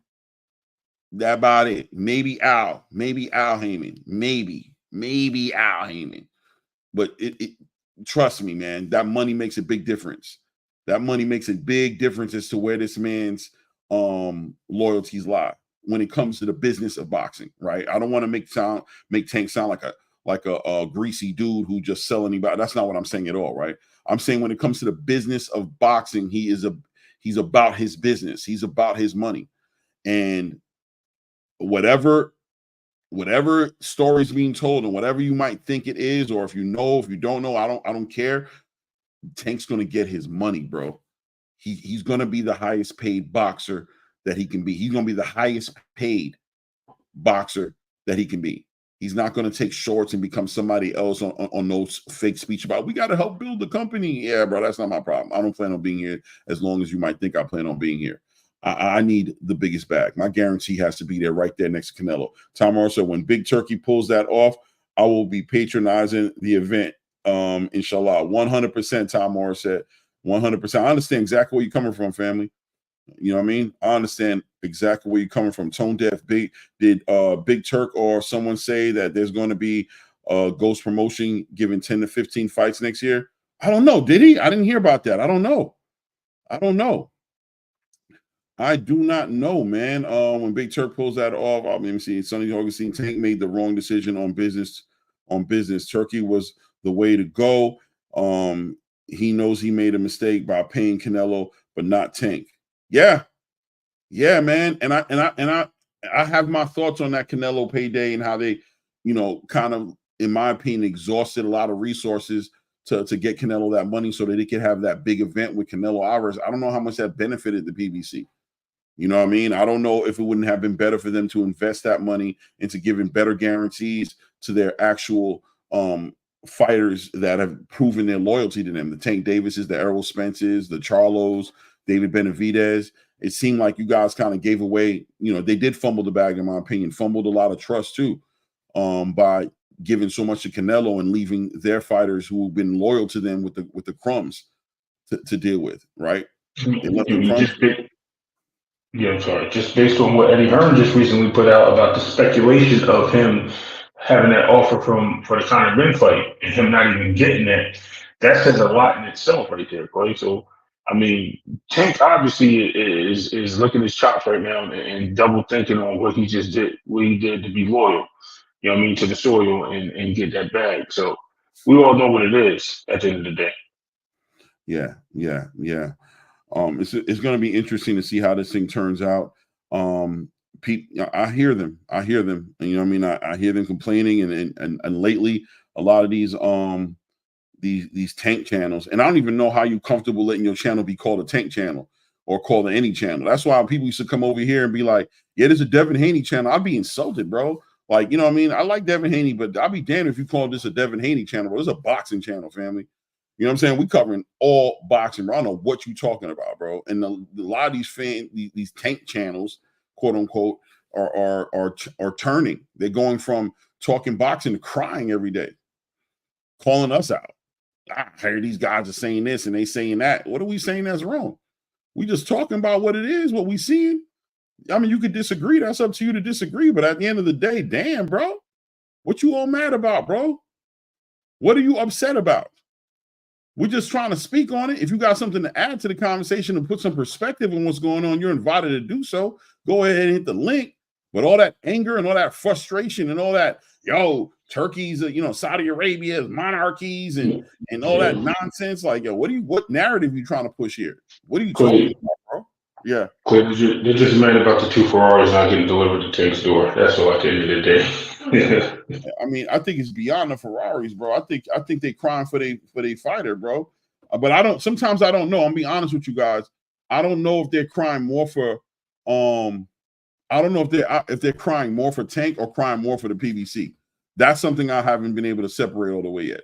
Right? I don't know if it's more of a PBC thing. Like, for example, if Tank leaves the PBC by any chance and goes somewhere else, will Tank get the hate or will they just support Tank and start becoming a little bit more honest about the PBC? Like, what direction would they go in? Who they lean more towards it? Y'all let me know in the chat. Is it more of a PBC thing or is it an actual Tank thing? Like, you know what I'm saying? Like, what do their loyalties really lie? Like, if Errol Spence were to get up and lead a PBC and go make a deal with with Matchroom or something like that because of something Turkey was able to facilitate, would y'all turn on Errol Spence or would y'all support him and start, kind of holding the PBC accountable? Like, which way do you think they'd go? Ray, what do you think they'd do? Let's just look at it in perspective of what Boots Ennis did. Let's look at it in perspective of what Shakur not signing. Let's look at it as Matias leaving the PBC. Let's look at it as the biggest payday for De Los Santos going over the top rank. Let's look at it, all those things and what they brought to the table. Let's look at their signings in the last year. Okay, of course they're going to try to cover the PBC. They're covering the PBC because that's Black owned. That's what they claim, right? But they don't talk about the whole PBC. They talk about 2 fighters and Al Haney.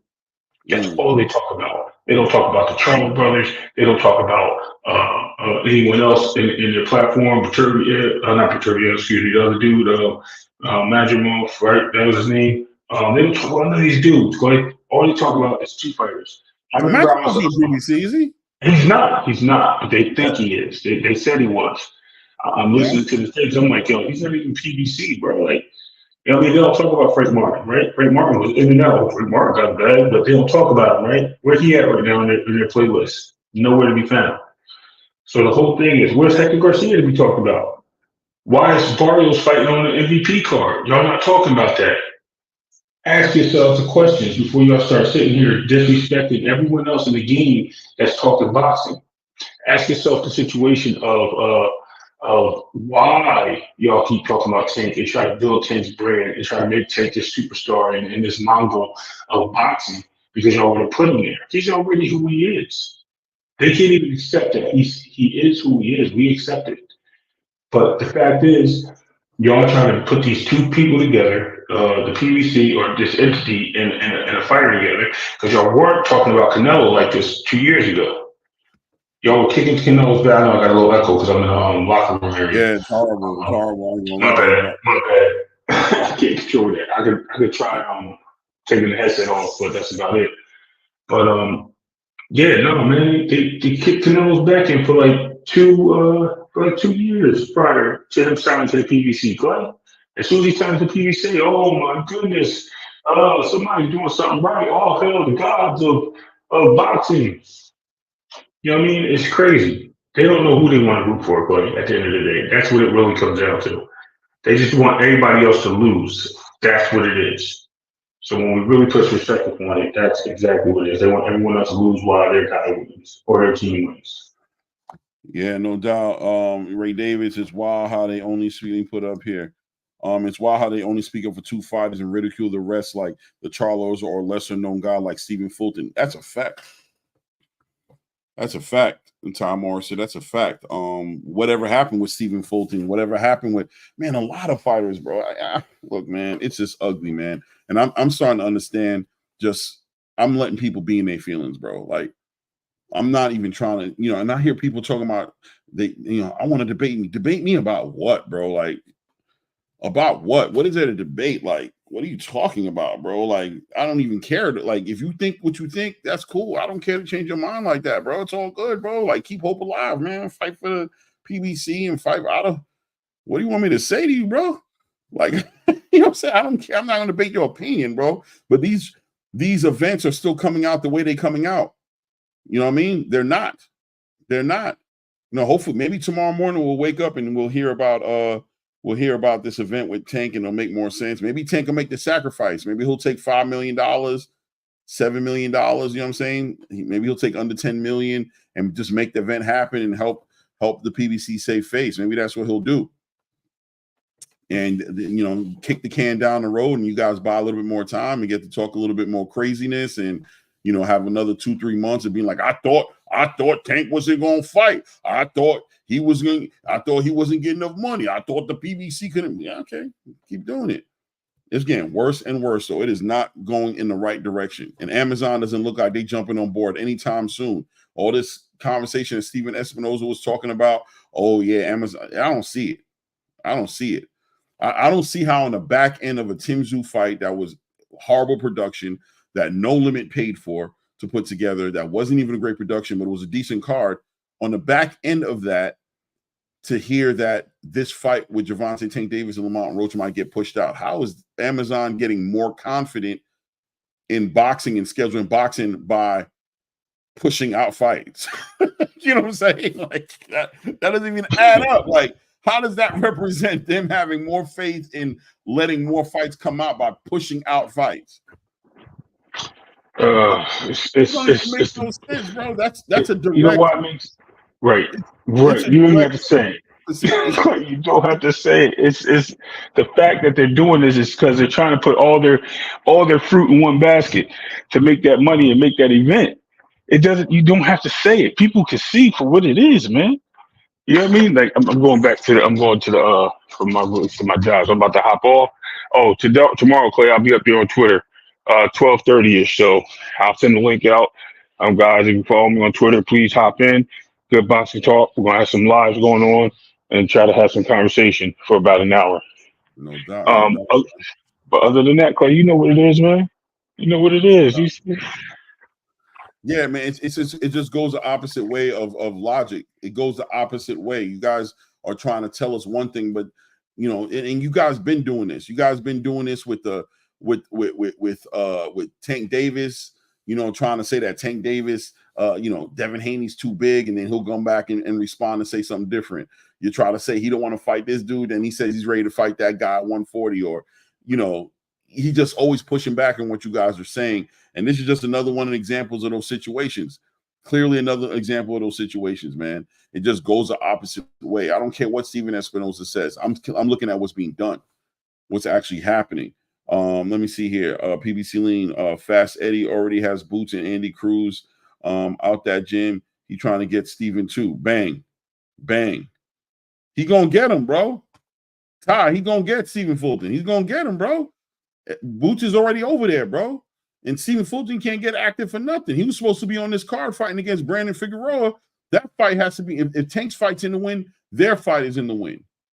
And that fight, I believe the Stephen Fulton, Brandon Figueroa fight was going to be a co-headliner on Tank's card. So now what's going to happen? They're going to do him like they did with the Caleb Plant situation. They're going to put him on the prelims of the David Benavidez fight. Don't even let him be on the main card. Come on, bro. That is not flying, bro. Salute Clay, Lamont, Roaches. Ross Clyde, my God. Yo, matter of fact, let me throw the link out there too. As soon as I see Ross Clyde, I got to throw that link out there just in case. You know what I'm saying? You know what I mean? Let me say, let's see here. Is it really enough time to promote a big fight for Tank a month and a half? 100%. And then what's Tank going to do? Tank going to come out and say, yo, the marketing for this fight was trash. A month and a half. So you can almost, you give it one more week. We get into the second week of November. this fight is in the trash. Next week, if this fight isn't put together and announced by the end of this week, that fight is in the trash. That fight is in the trash. Salute Rick Tim. Salute, King. Salute. This fight doesn't get announced by the end of this week. It's in the damn trash, bro. I don't care what anybody says, bro. Salute to my brother Ross Scott in the building. What's good, family? Shit, what's going on, man? I was just stopping by real quick, seeing what's up, man, before I cook dinner. What's popping? Man, we chilling, my dude, talking about this, the way this situation is panning out for this December 14th event with Tank Davis, and obviously two sides to the conversation. Some people saying it's the venue, some people are saying it's the money, and just trying to make sense of it all at this point. Fourth quarter of the year for PBC, 5 events in to a year where they said they were going to have 10 to 12 events, 12 to 14 possibly. How do we look at it at this point? Right. You know what? I don't know. I don't know if they've fallen off or not, but this is the 5th event, and 2 of them is about to be the same fighter in a row. 2 of them was Tim Tszyu, and now it's Tank Davis. Right. Are they running out of fighters over there, or what's going on? I mean, they're definitely not running out of fighters. The question is, my point is, Roscoe, the way I look at it is, it's about these guarantees in 2024 and going into 2025. I don't think the fighters on the PBC, the big stars, are putting weight on pay-per-view sales anymore. They don't want to play that $2-3 million guarantee, and then we're going to get a bulk of our money, the lion's share of our money on the back end of a successful pay-per-view. You know what I'm saying? Yeah. It seems like these fighters want guaranteed money. Like Canelo was like, I need $35 million guaranteed. I need that in escrow before I fight anybody. I don't care. And he's selling a lot of pay-per-views, right? So Tank Davis, when this new deal got penned out between Amazon and the PBC, it seemed like Tank Davis was under the assumption that he was getting a big deal out of it. Like he was getting penned into a big deal that was going to put him north of $200 million guaranteed, broken up obviously amongst 5 to 7 fights. You know what I'm saying? So it doesn't seem like that's the case, because if that is the case, that means Tank should be expecting anywhere between $25 to $30 million a fight, guaranteed. Yeah. I don't think he's getting that fighting guys like Lamont Roach and Frank Martin. I'm sorry, I don't think so. But hey, his fans believe it, but I don't believe it. Well, if the rumor is true that the PBC offered him $3 million for this Lamont Roach fight, I can see why he's upset. Yeah, and wouldn't that be a step back if he's taking $3 million? That's a step back, no? I would think so. I would think he got paid more than that to fight Frank. Right. You know what I mean, yeah, he should definitely get paid more to fight Frank. At least Frank is in his weight class. Right. So, I mean, I'll be honest with you. It's a lot of people who don't even know who Lamont Roach is. Like they really don't know who Lamont Roach is. And it's funny to me because it's so many people pretending like they know who he is, and yet they didn't even know who he is. A lot of these guys don't even know who the guy who Tim Tszyu just fought. But all of a sudden, they know who Lamont Roach is. It's kind of big. Yeah. So, and they want to call him a champ. No, not call him. He is a champion. He's a 130-pound champion. But is Lamont Roach even the best 130-pounder? Like, if you're gonna pick a 130-pounder, was he the best one? Yeah, I don't think so. I mean, I see. I don't know these names by heart because I you talking about like O'Shaquie. You got O'Shaquie Foster there, who I think would be in a more legitimate fight for Tank Davis. You got Robinson Conceição. You got Manuel Navarrete.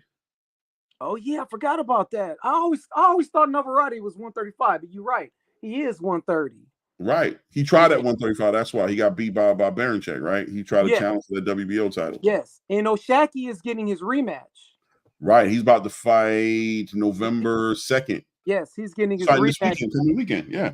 Yeah, and I think he's going to get the nod this time like he should have been the first time. No doubt.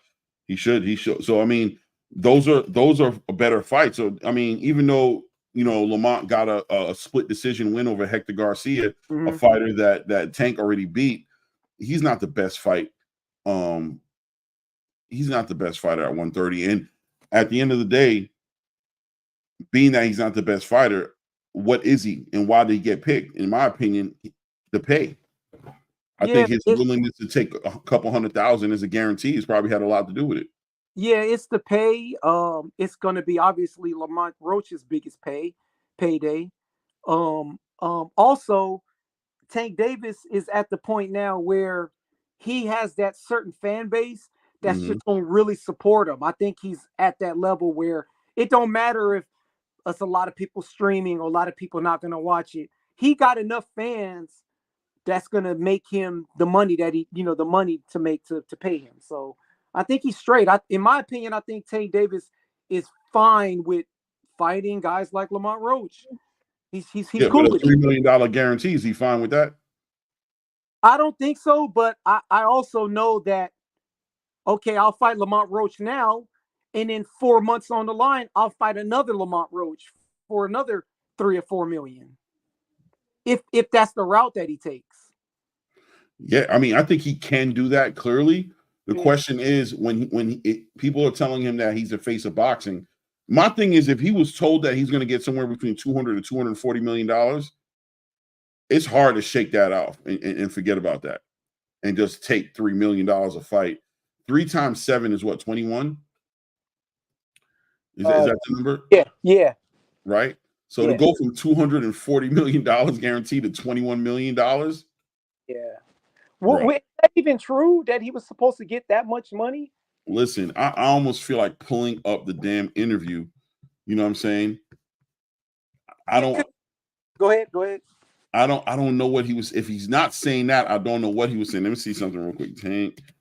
Yeah, I don't really follow the business side of it, but I will say I know for sure if he was guaranteed that much money, it can't be Frank Martin's and Lamont Roach's and moving other guys up. I mean, who is he going to fight next? Nick Ball?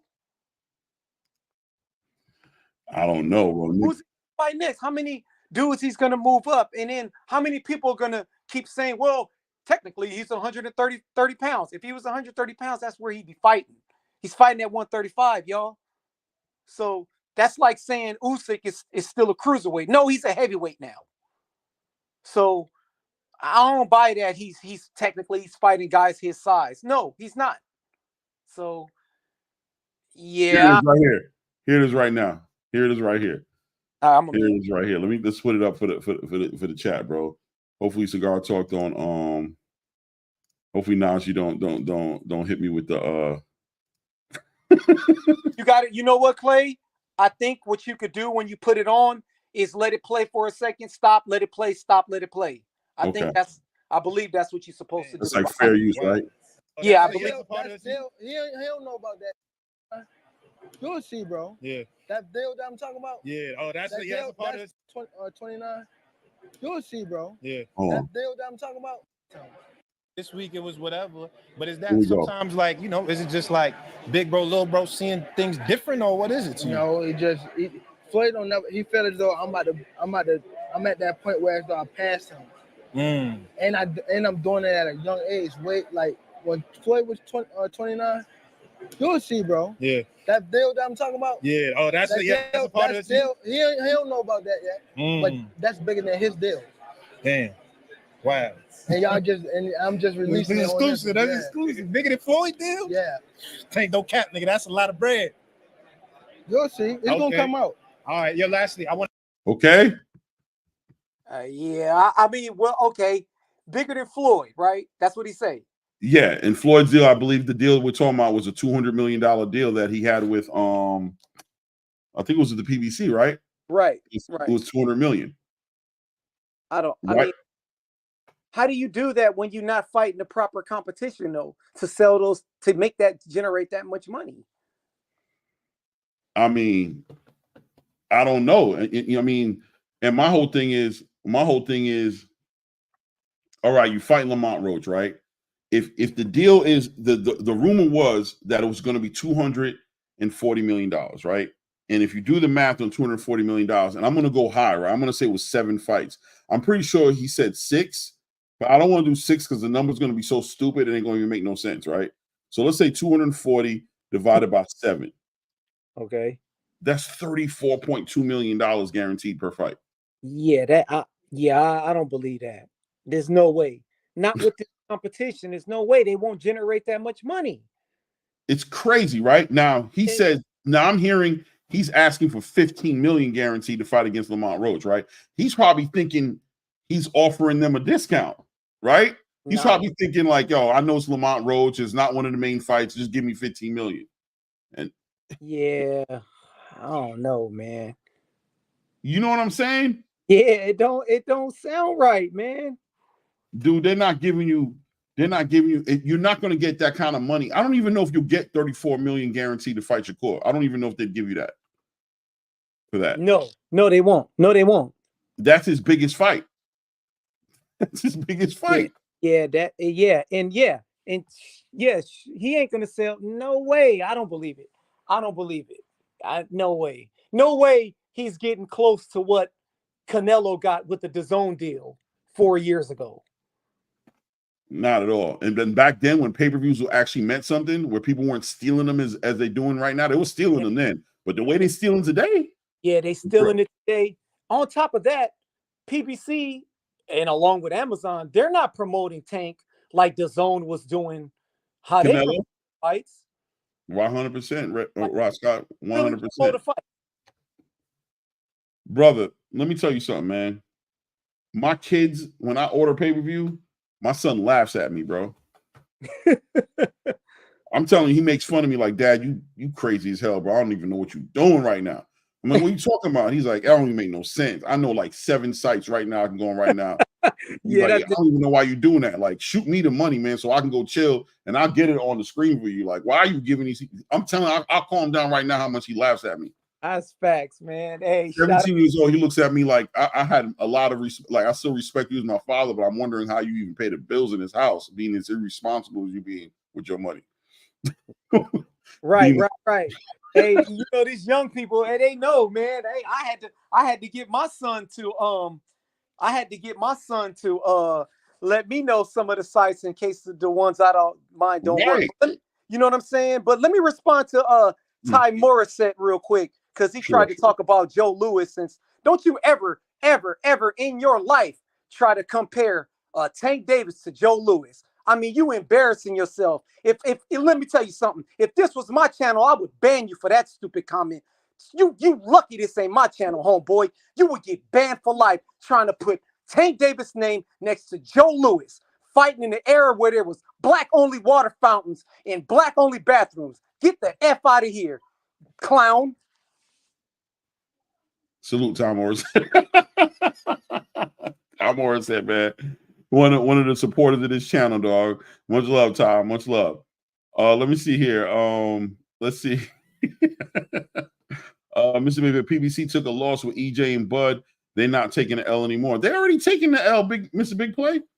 The L's already in. It's already done. It's the Walking Dead right now. It's the Walking Dead right now, bro. People just damn near dead and don't know it, bro. That's a fact. It is a walk straight up.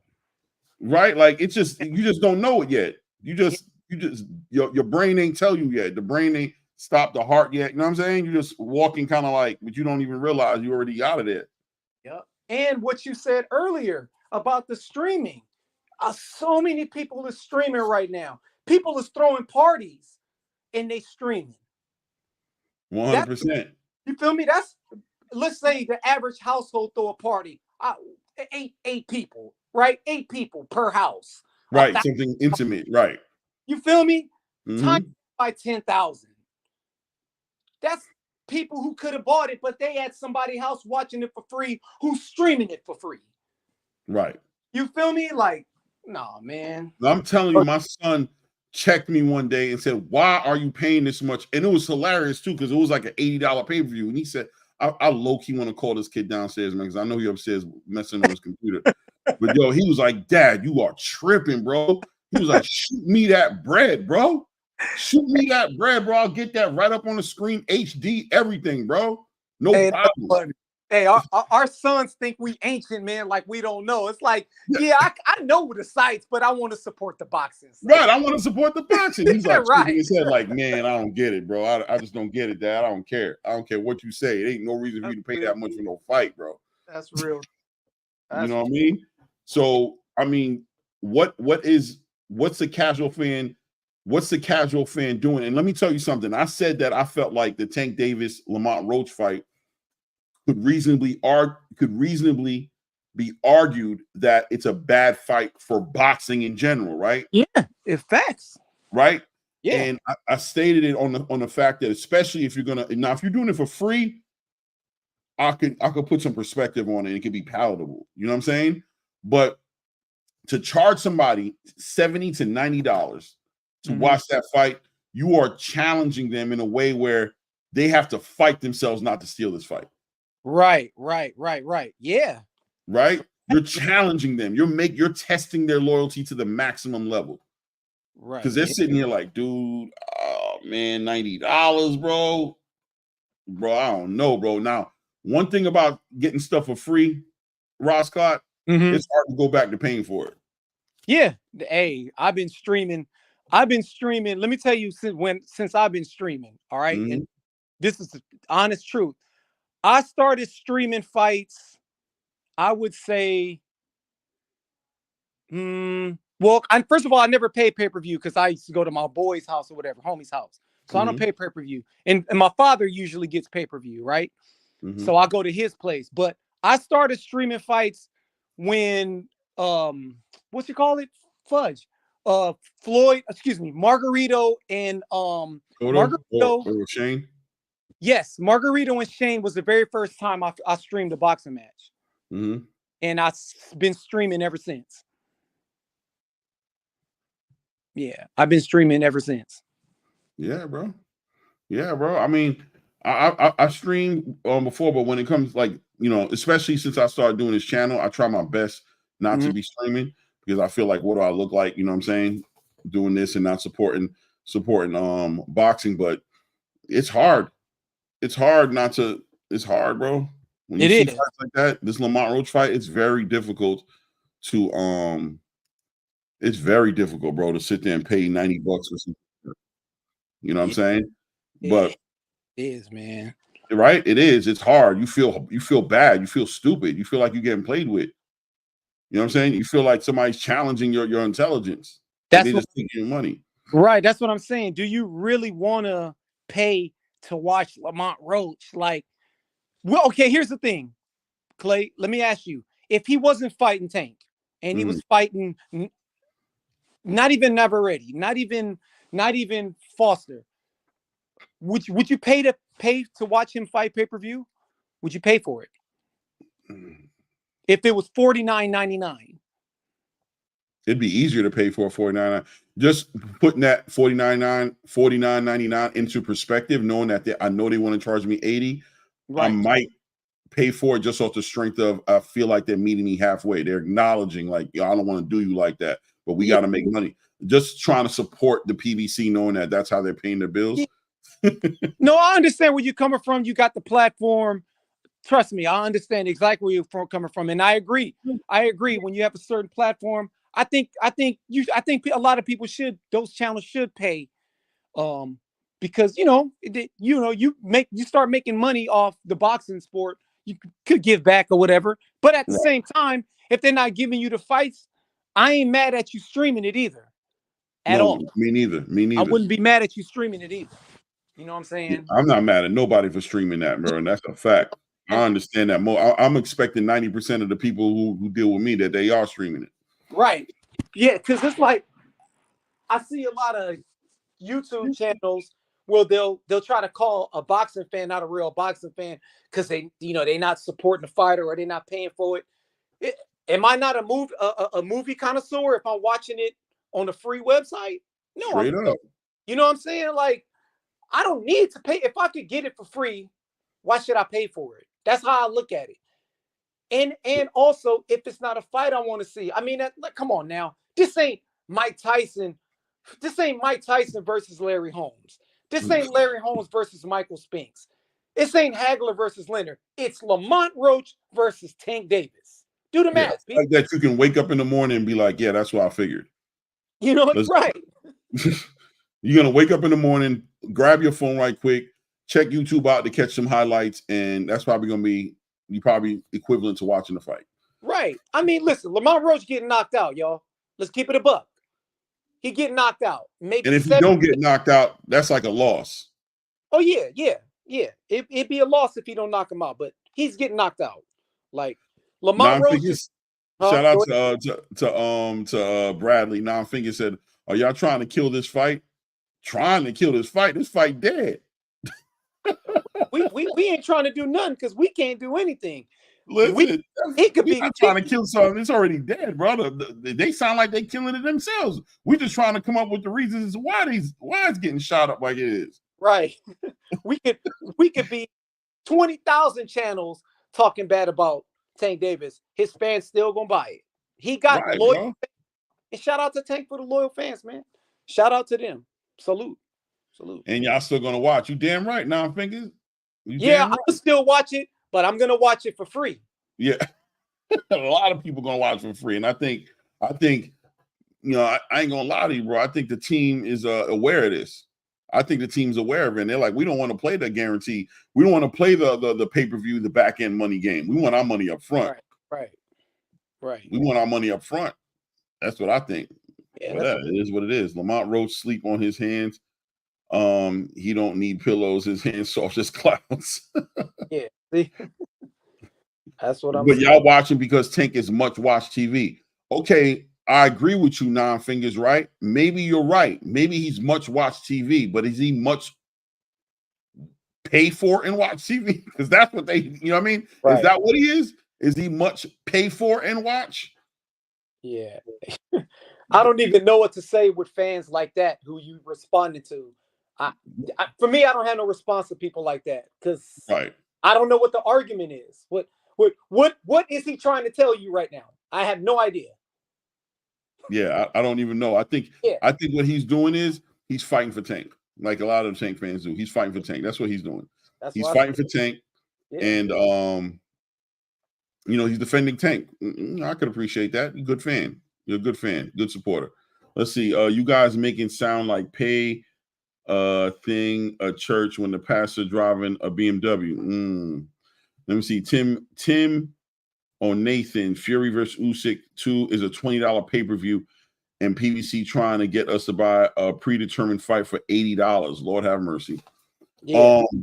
And let me tell you something else. That's another thing, right? December 21st, which is next weekend, which is the following weekend, right? Yeah. You got the Usyk and Fury rematch with the crazy undercard for $20, bro. Yeah. See? What do you want me to say? What do you say to that? That's crazy, bro. Yeah, it's a fact, man. That's a sequel to potentially FOTY, right? Fight of the Year candidate, Fury and Usyk, a rematch right before Christmas. You think I'm about to pay you? Oh my God. Yeah. You think I have to pay you $90 for you to fight Roach, bro? You crazy. Yeah. Hey, listen, man. The economy is bad. You know what I'm saying? The groceries cost a lot of money nowadays. If you ain't got an electric car, gas is high. Ooh-wee. Hey, listen. It's bad out here, bro. I drive a hybrid and you know, my gas is all right, but I feel bad for people in the SUV. You know, dude, I drive a Dodge Ram 1500. Oh my goodness. Yeah, bro. You guzzling. Yeah, bro. I'll be thinking about that. Like, what did Cat Williams say when he was putting gas in his car? Yeah. Did I eat today? Yeah. Hey, like, hold on, did I eat today? Yeah, it's a fact, man. But you know what though? Shout out to the people that want to pay to watch Tank Davis, man. They're happy with, you know what? Let me tell you about Tank Davis fans. They're more satisfied with the idea of Tank Davis fighting, you know, top opposition. They're okay with the idea of it, so they can have something to talk about, especially a lot of these YouTube channels. Because if, hypothetically speaking, if Tank Davis were to fight someone at top quality and lose, it will hurt a lot of channels. With him not fighting guys like Shakur, you know, what's the homeboy, the other dude that the champion, that Golden Boy champion. What the heck is his name? Not Golden Boy champion. The Golden Boy, the one who fight for Golden Boy, the Latin dude. What the heck is his name? William Zepeda or fighting guys like William Zepeda, they could make tons of fantasy fight videos, and everyone they have something to talk about. Oh yeah, Tank doesn't need to listen. It got to the point where Tank Davis doesn't ever need to fight these guys. You know why? Because they believe he could beat them already. Oh yeah, the fight happened already in their head. Yeah, the fight happened already in their head, and they're okay with that. Whereas us, we know, okay, Tank Davis retired today, he won't be a Hall of Fame fighter. He won't. Mm-hmm. You know what I'm saying? He won't. I mean, look at Deontay Wilder's resume, for Christ's sakes. Lord have mercy. Look at his resume, for Christ's sakes. He got a bigger chance in going to the Hall of Fame more 100%. than Tank Davis. I mean, right. That says a lot about Tank Davis when you look at freaking Wilder's sorry resume. Like, okay. At least he'll get in off the title defenses. You know what I'm saying? I mean, for whatever that's worth. Yeah, I guess. In comparison, I'm just saying. You know what I'm saying? He was a WBC champion and you know, all those knockouts, you know. Yeah, that's true. But Tank in there. But I agree with you 100% though. Like, it's not impressive to me. No, it won't get in there. It won't get in there. Yeah.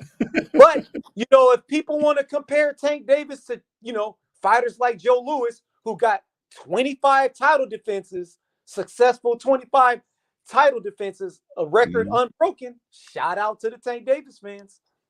Yeah, bro. Yeah, bro. Yeah, Mr. Big Play. That ran 1,500 doing me like about $80 a week, $80, $90 a week, bro, in fuel, bro. You know what I'm saying? That's a fact. I put $25 in mine. No way. I'm 80, 90 easy, bro. Easy, bro. No, I'm not even thinking about it, bro. You know what I do? I put it on the Amex and get the points. You heard? And I just pay it at the end of the month. Hey, I get the points. That's what you gotta do, man. For real, for real. I get the points, bro, and get the Starbucks for the wife. You know what I mean? She got points. We're getting points. You know, buy plane tickets. I'm like, if I'm gonna spend that much money, I might as well slide it through Amex, bro. Get the points. Right. Hey, I got them points too for the wifey on the Starbucks. You already know how we carry, bro. We gonna make lemonade out this motherfucker, bro. For real. Salute, Champ Ross. Salute. I see salute, you. Champ. Salute, King. Yeah, damn, man. Ross Scott dropping. Hey, that's man, why you up here, bro. Hey, listen, I'm one of them dudes where I can't compare. Listen, people love Terrence Crawford, 2-time undisputed, right? 2-time undisputed champion. You know how many times he defended this undisputed champion? 0 times. He's not even been unified before. He's not even unified. Defended his undisputed title 12 times. I mean, come on. You got to call a great fighter, you know, call a spade a spade. You feel me? Right. That's a fact, man. That's a fact, man. He need to actually do a resume check before he start talking crazy. Okay, Ty. Let's see here. Yeah, let's check the resume, Clay. Go to Tank Davis Box Rec right now. Check the resume. Let's see these Hall of Fame names on this resume. On who? Let's see these future Hall of Fame names on Tank Davis' resume right now. All right, let's pull it up. Let's pull it up. Let's pull it up. Let's pull it up. Pull up his Box Rec. Let's pull up his Box Rec. Let's see what we find here. 30-0. There we go. Boom. Let's pull it up. Let's switch it out here.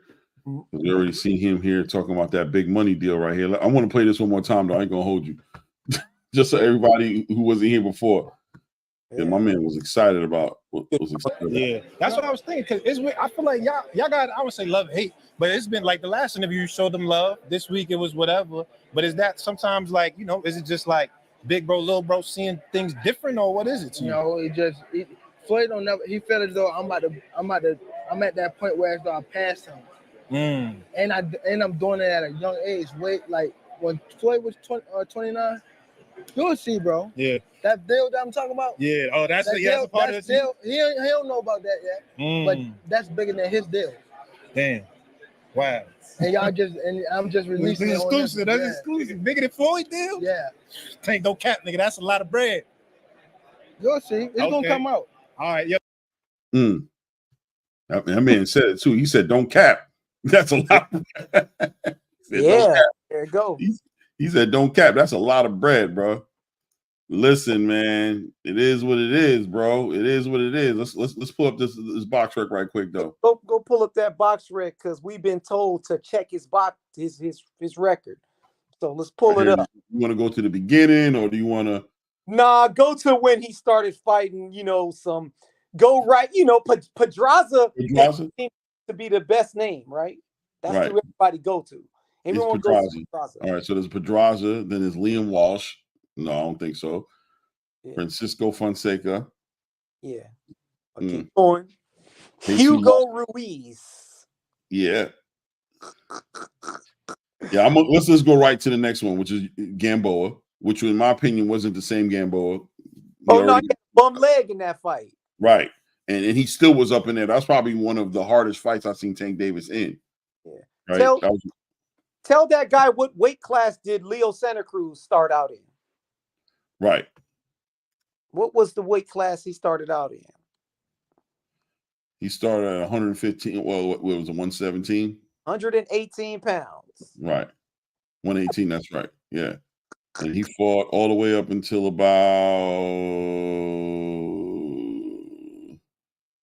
Let's not forget Leo Santa Cruz ducked Rigondeaux. Oh, yeah. Oh, yeah. Let's see here. You could say... Who else we got? Around Munoz. Yeah. And when he finally fought Tank. I mean, we could go with Rolando Romero, that big name. All right, let's go back here. Rolando Romero. Who was Rolando Romero, people? Talk to me, y'all. Rolando Romero. That's his government. But y'all know his nickname. Hold on, I got you, Ty. I got you, Ty. Liam Walsh. There it is. Shout out to Liam Walsh, man. Special shout out to Liam Walsh, man. Yeah, bro, you're not lying, man. It just ain't there, bro. It just ain't there. This record is not gonna get him there, bro.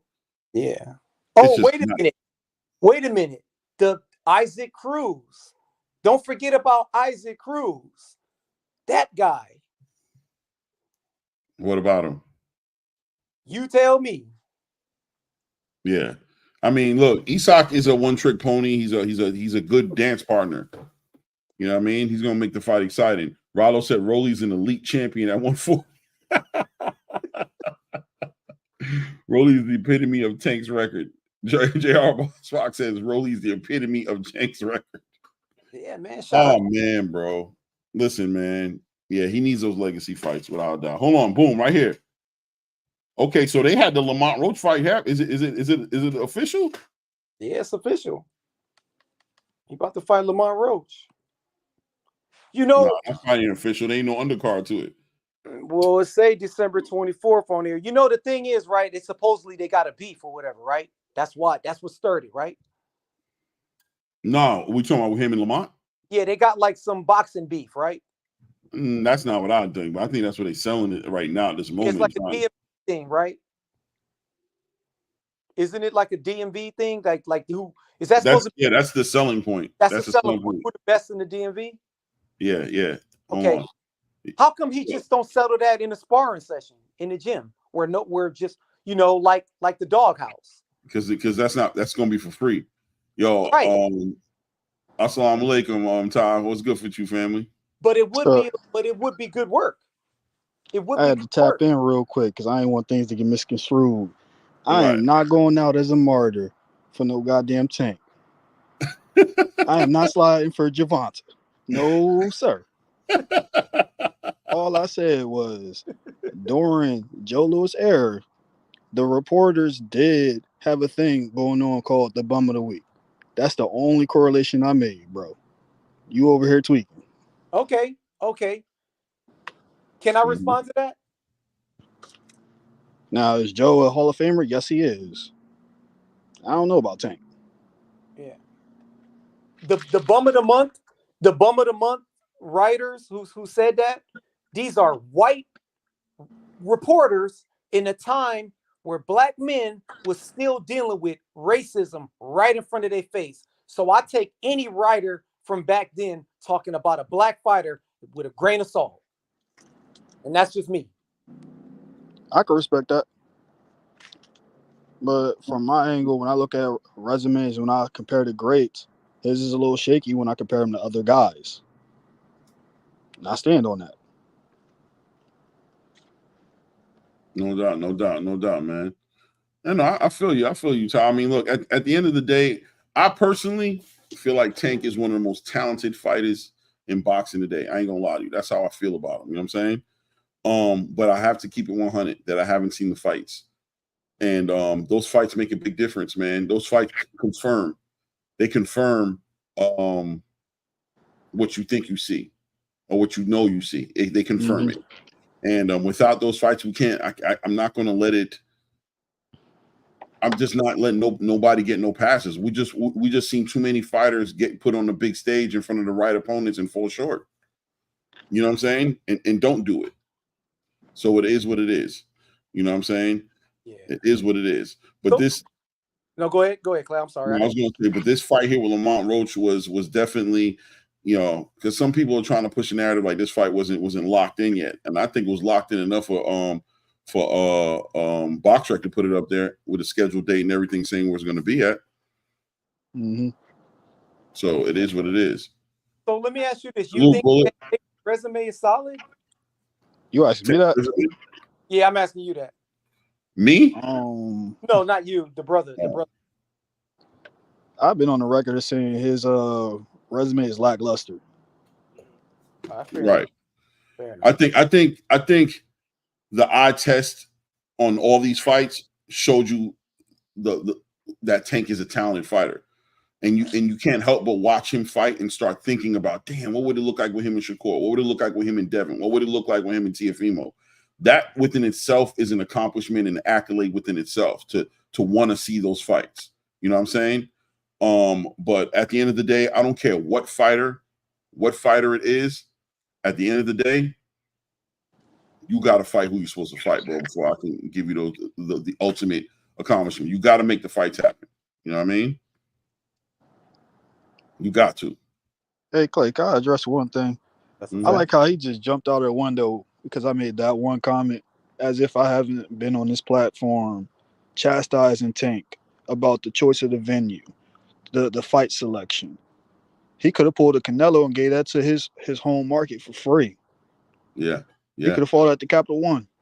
You talking about Ross? Fight. You talking about Ross Scott? Yeah. Yeah. No, Ross Scott hasn't been up here for a minute, so he don't see all those conversations. You know what I'm saying? He come out here out the blue, so he don't know. Ross Scott don't mean nothing about it. He's just a passionate boxing fan, bro. Ross Scott is all about love. Ignore me. I just be talking. Don't mind me. It's all love. But he'll say something. Yeah. It's just boxing banter. Trust me. I get called all kind of names and. Right. It's not. He's not jumping out the bag like that. Trust me. Ross Scott is you good money all the way, bro. Not at all. Nothing like that at all. He's just that type of person though. When he comes to this boxing, but when be like that. Right. But when it comes to old school, I have a bias when it comes to old school compared to new school. So that's why I'm the wrong person to talk to when they talk about that. I'm like, once we start talking old school, comparing it to now, like I'm a SHIT all over this whole generation. No doubt. Yeah. So. Yeah. Somebody came in a little bit earlier. You know what I'm saying? Yeah, you got him. Mr. Big Play got him. People be so upset, bro. People be so upset. Yo, they jump in the chat. They get upset. Yo, just want to come over here and say Claymore Rain is a sellout. And that this channel has no credibility. Boy, you on my channel telling me I ain't got no credibility. Shut your mouth, bro. I was called all kind of coons and sellout just because I picked Fury to beat Wilder. I mean, that's just my pick. I don't have a problem with Wilder. That was just my pick. I got thrown out of the gym for saying that. You know? Yeah. Yo, listen, bro. It's you know, this boxing space. We got a drill rapper fan that's in this boxing space now, where they actually gang banging and they grouped up and they're representing for their fighter. And you know, the internet is forever, bro. And people grown-up men acting the way they act on here is it's sad, bro. It really represents the downfall of this country and what we're going through right now. And it's so funny because we're going into an election and we have all these political things going on right now.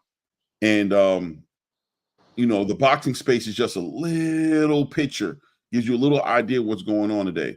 The fact that people push the most biggest false narratives ever, and that they take everything so personal, bro, and they don't have no bigger picture that they're holding on to, right? And in the boxing space, like you would think holding boxing up and making sure boxing survives through all this and making sure that it's entertaining and bringing in new fans every day would be the most important thing, being that boxing has lost its steam completely, in my opinion. You know, shout out to Turki who's bringing it back, but you'll come up here and push a false narrative like, let's see, what does it say? Day in love with, yeah, exactly. Like this dude came up here and said, stopping by to remind Claymore he a sellout, how that Haney money. So, listen, there's a narrative out there that Bill Haney, Turki Al-Sheikh, and Eddie Hearn are paying me to speak the way I speak. Literally, that's what they're saying. And this is from a reputable content creator, like one of the most credible content creators who's saying this, bro. I believe it. And you know, the thing about that is those type of people, they say, they call people names and they say these things because they can't talk boxing. They can't talk boxing. That's what I'm saying. They don't know what's going on inside the ring. They don't even know the guy fighting, switching and giving angles and setting up, you know, a right hand, setting up a left hand. It's like they don't do any of that. All they do is talk racist and sell out and money. And it's to me, the YouTube boxing community is already going down the drain. Now we have fighters like Tank Davis fighting someone like LeBron Roach. What goes back to what you said, Clay, the sport is already dying. We need our fighters to fight the top guys to keep competing with bare knuckle fighting, UFC, PFL. Guys, I say this all the time, and people don't feel me on this. Back in the days, it was only boxing. Kickboxing and Muay Thai, you had to watch that overseas somewhere. Right. Boxing, remember on VHS tapes, you had to catch on a VHS tape or have like a satellite dish that can grab those fights, man. Talk about it. Now boxing is competing with all of these sports to the point where you got stupid arguments on which is better for you. UFC or boxing? Who could beat who? UFC or boxing? That dumb argument. Boxing got to step up and really start, okay, UFC got a big fight coming on. We got one too. Oh, you got a big star? We got one too. That's how you're going to do it. Because the more and more they do this, the more and more we keep getting tanked and Lamont Roaches, the further and further back row. 100%. 100%. Let me pull in Frequent Flyer in the building. What's good, Freak? Salute. What's going on? It's good, yo. Y'all got to know he's blessing the scene right now. He's never on camera. Never on camera, bro. So, you know what I'm saying? Definitely this is a special day right here. What's on your mind, Freak? What you want to talk about? I left and came back. Did we talk about Regis' feet yet? I knew Frequent looked like a foot movement. I knew he was a teenager. Yo, Frequent older than everybody on here. Probably you too, Ross. Frequent grown ass man. I'm an OG, man. I'm older than all y'all. Y'all see the gray? Yeah, I'm gray. I'm pushing it, man. I'm AARP in a second. So you over 55? Man, I'm OG. Wow, you don't even sound it. Why I ain't gonna lie to you? But even Frequent the same way though. Frequent, you know what I mean? Frequent, I ain't gonna put his age out there, but you be shocked. Yeah, I'm over 50. I already told everybody. Oh man, I'm super young. Like yeah, for sure. No, I know Ty could see it in his face. Ty, solid 29, 30, yeah, 32. He look young. He young. I actually just turned 32 the other day, the 26th. I was about to say he young. Dang. You know what I'm saying? I'm older than you, man.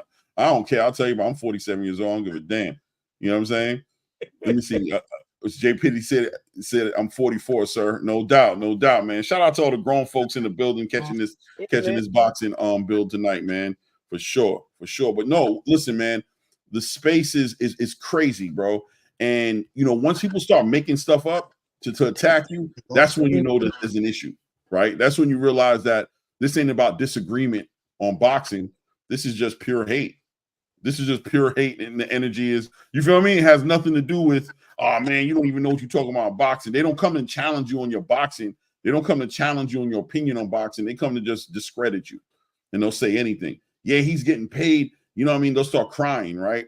Oh man, the PBC need to start paying these channels, these content creators, like they paying those content. They make up stories, right? They get upset at success and they start making stuff up, and that's when you know it's time to ignore them. That's when the pressure comes off your shoulder and you start to realize, like, oh, it's my success that got you feeling some kind of way. It's not my boxing intellect. You just mad at me because, oh, okay, I can live with that, bro. You're not trying to discredit me as a boxing content creator because I don't know boxing.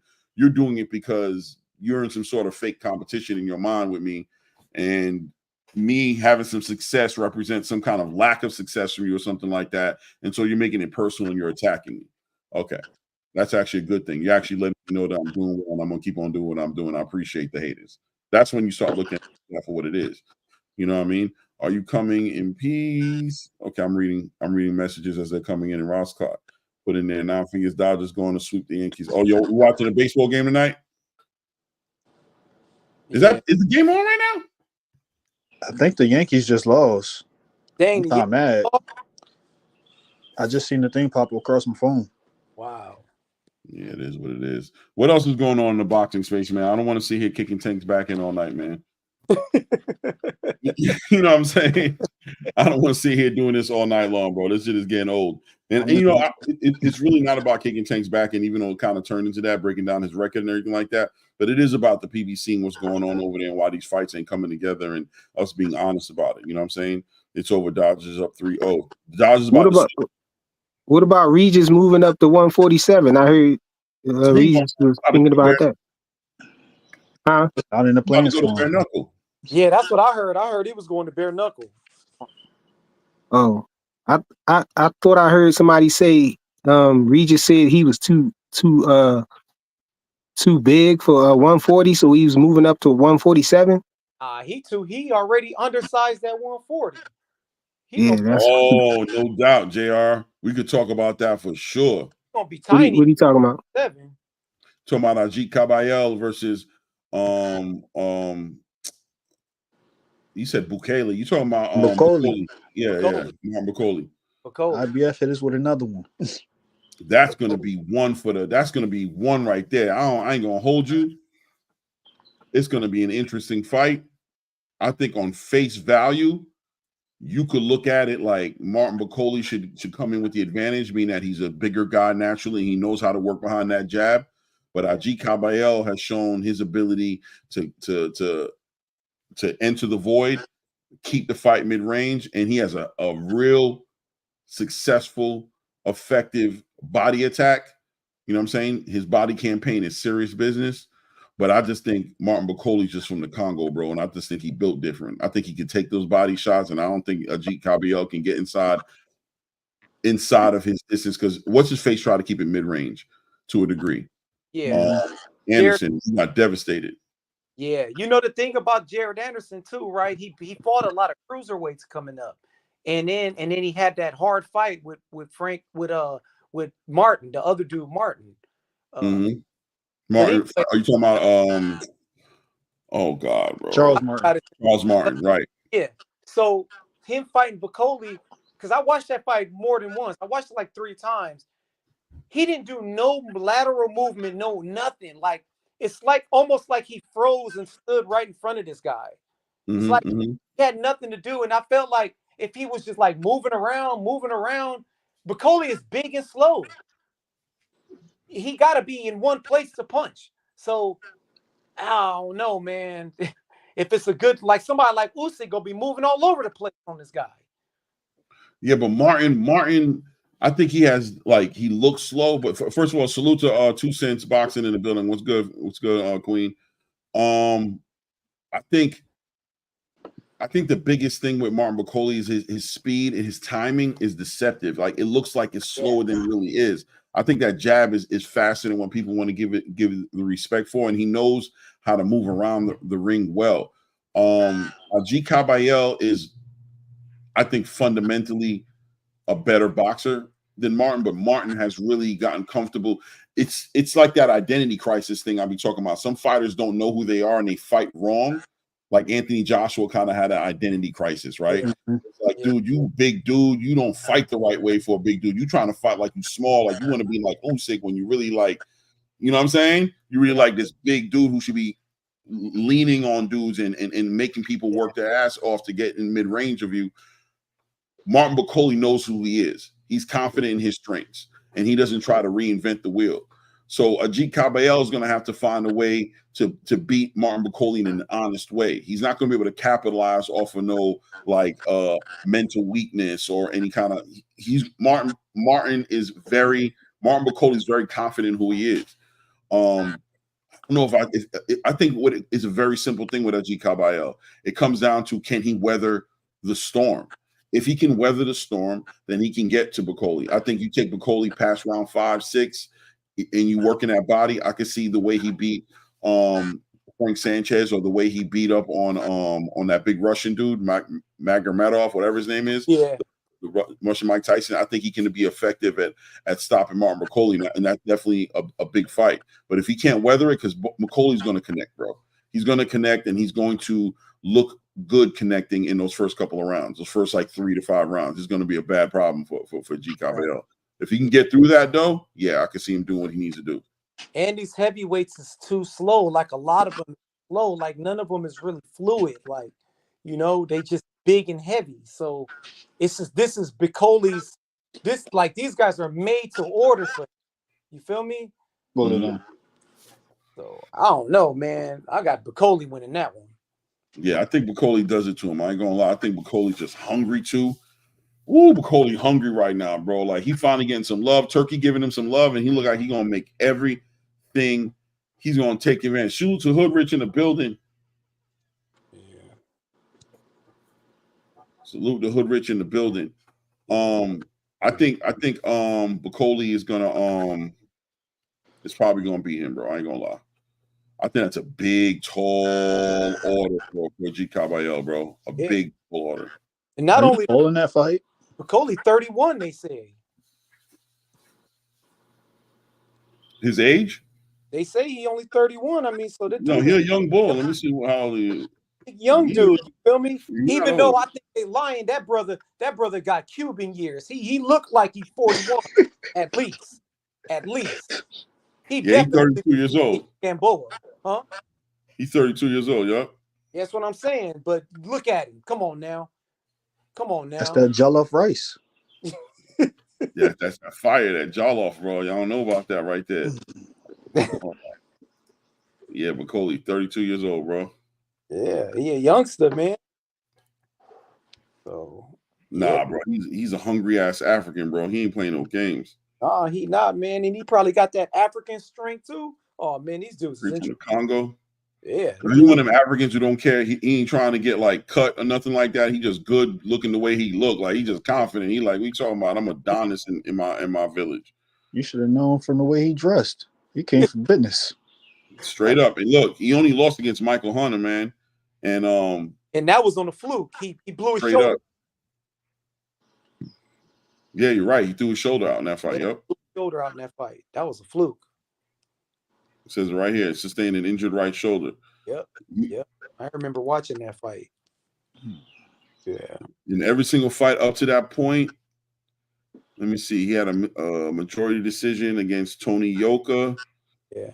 That about it. Unanimous decision against Sergey Kuzmin, and that's about it. Everybody else is catching the 2-piece special, bro. Yeah, and he's been a long time to be having this many fights, man. What's going on? What's going on with these fighters nowadays? Well, you know the politics, and that's what Turkey's here to debunk, bro. Yeah. That's what Turkey's here to debunk, bro. You know what I'm saying? They got to be fighting. Look at Beterbiev. He ain't no legacy over currency. He ain't no ATG to me. The dude been a pro since 2013. You got 21 fights and you were ATG? Me get out of here. 10 round fights. Yeah. He ready though. He ready. What do y'all think about this Hitchinson-Liam Paro fight? That's a good fight, man. Hitchinson gonna be having the box. He's gonna have the box. Yeah, I think Hitchens gonna outbox him. I got Paro winning that one. Yeah, I ain't gonna lie. sure. I go back and forth, but I got Hitchens right now. I think Hitchens is gonna outbox him. I think he has the ability. I think Liam Paro does better with those fighters who come to fight him. I think Hitchens is just going to box him, and I think Liam Paro is going. It's going to be difficult, even though he did well against Montana Love, who's a slick fighter. But Montana just didn't have that commitment for me. He gave me Adrian Borna energy, and then he fought Subriel, somebody who's just going to stand there and let him do what he wants to do. Not let him do what he wants to do, but ultimately, Subriel's idea is I'm going to wear you down, let you wear yourself out, then I'm going to kill you with high output of punches. That didn't work with Liam Paro. I think Hitchinson knows how to balance it out real good, and I could see him taking that title from him easy. Yeah, it's gonna be a good one, man. Homie, the box. Hey Clay, I gotta go, man. I gotta cook dinner, man. No doubt. Do what you do, man. I'm about to piece it out to myself too. I've been up since 4:30 this morning, bro. You know, Monday's my work day. And Tank Davis is a bum. He ain't no bum. Yo, Ross got always digging, man. He always hating on Tank, bro. Yo, he hating on everybody, bro. I can't call him a bum. I think I've seen him call every fighter a bum at one point. I think I've seen him come in here and every fighter has been called a bum by Ross. I believe that. I think every fighter has been called a bum. He better be his all-time great. His amateur record 295-5, and he fights. In the fights he lost to Usyk, he really won. They politicked him. Nah, I can't say that. Yeah. He might have rocked Usyk, but he got him in the Olympic qualifiers when they fought. I didn't see it. I just know they were getting busy down there ever since down there. I definitely do film studies. All right, guys. Before you skate out, who beat Gary Antoine Russell? We talking about professionally? Yeah, I mean, who beat him last? Puello. Okay. Yeah. Salute Eastside. Ross Scott said I'm a hater. A Tank hater.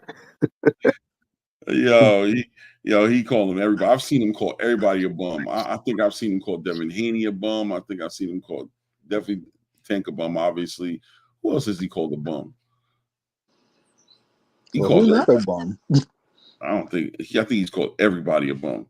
Canelo probably. Canelo a bum, 100%. Maybe even David Benavidez might have got called a bum. He don't care, bro. He leaves it. Usually he comes in calling him a bum and he leaves calling him a bum. He'll be like, yo, salute, chat. XYZ's a bum. Hey, yo, what's up? Claymore. And then same way, what you did in the amateurs doesn't make you an all-time great in pro boxing. Boom. See? I told you gonna come at you, John. I mean, I agree with that. You talking about amateurs, Robeisy should be God tier, but we see him as a pro, he's not that. Right.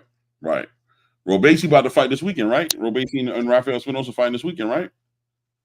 Is it this weekend? Isn't it this weekend? Let me see here. Oh, yeah, Top Rank card that's coming up, right? Yeah. I think they fighting. Hold on a second.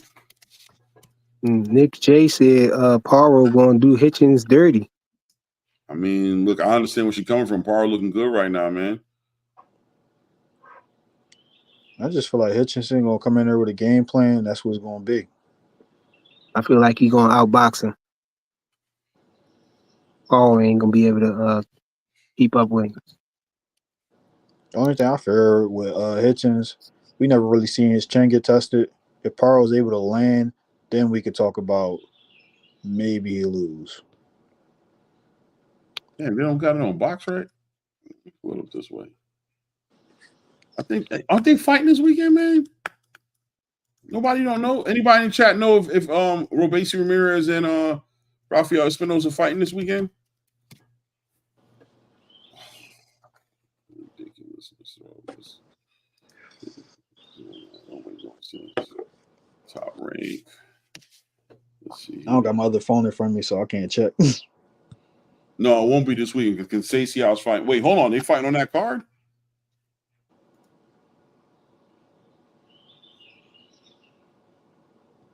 Oh, they had Hobson and Shop.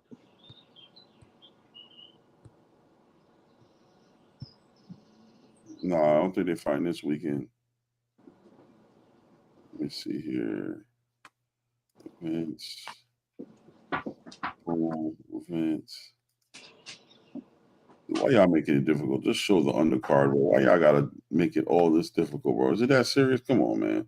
Come on, my God. On CCL.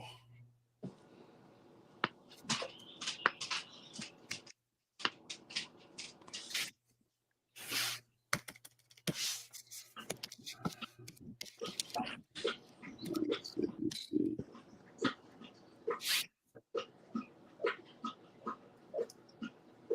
Well, you gotta have a hard last name as well. Conceiçao. Jesus. Brazilian. Shit, his name not even Robson. It's Hobson. It's Hobson? Yeah, that's how you actually pronounce his name. Hobson. Hobson. Let's see. Okay, I gotta go. Let's see.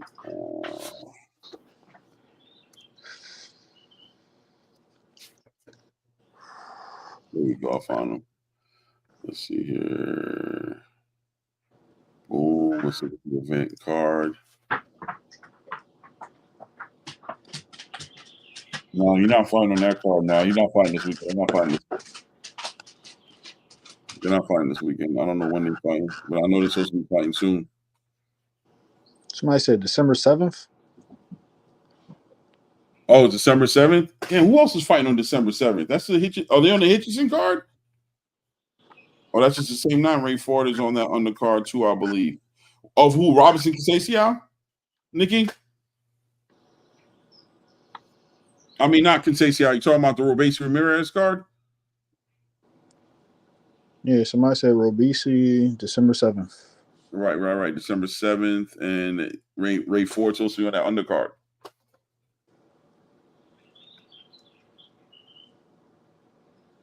Mortala is fighting on the undercard of the Conceição card. Rajahi Tucker's on there.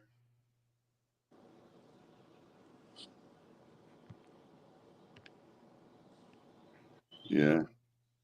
Anyway. Guys, let me see. Yeah, in the Navarrete Valdez card. I'm talking about Foster and Robinson this weekend. Nah, I don't think so. Nah, Raymond Ford ain't on that card. Raymond Mortala's on that card, Nikki. Not Ford. I was about to say Ford. He a Matchroom. He won't be on there. Right. Exactly. I don't even know how to. Fast Eddie, I mean, he came around. Yeah. He gonna keep coming around too. I think we're about to see a lot more.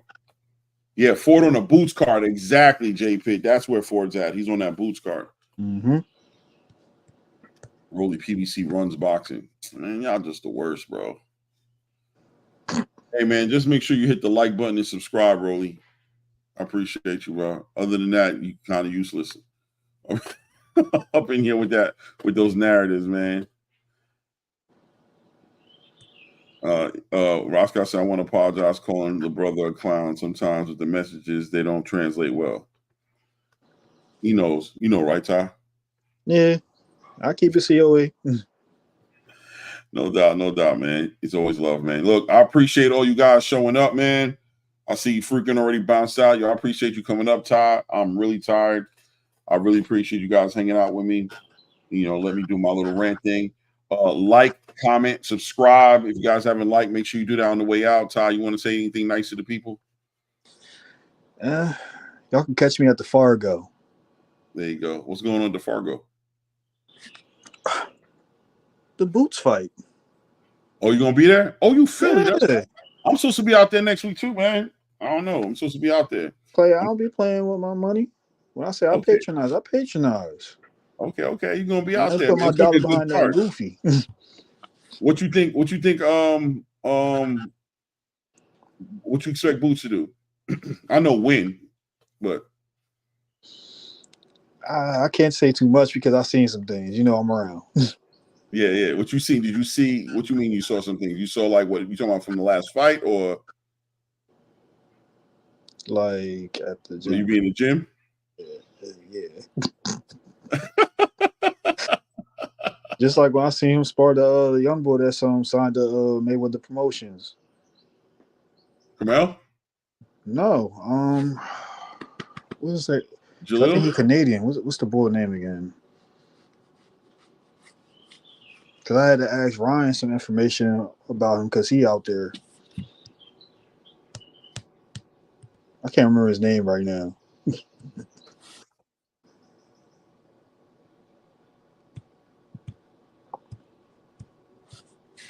Hopefully this thing don't close. Oh, it's like that. Todd done dipped. All right, guys, you know what it is. Todd done dipped out. He got a bad connection. Salute to everybody in the building, man. I appreciate you guys showing love. You know how we carrying it. It's your boy Rain. It's that ATP Combat Media Show. Todd back. You back, Todd? Yeah, I'm here. All right, we about to bounce anyway, man. Oh, see, it went bad. See? Salute to everybody that came out in the building, man. And y'all catch me on Scoop. Tomorrow, we're going to build. I'm about to go lay it down, man. Salute.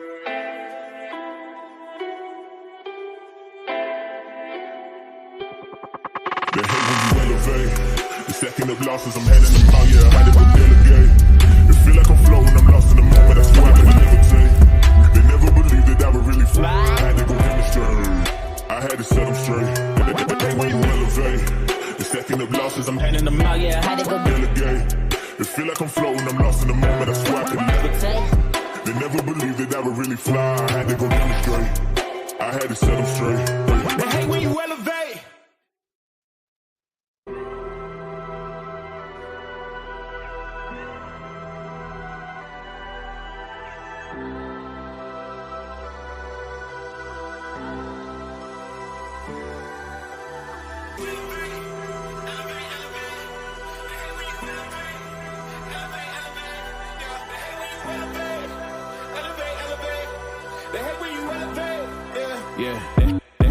They hate when you elevate.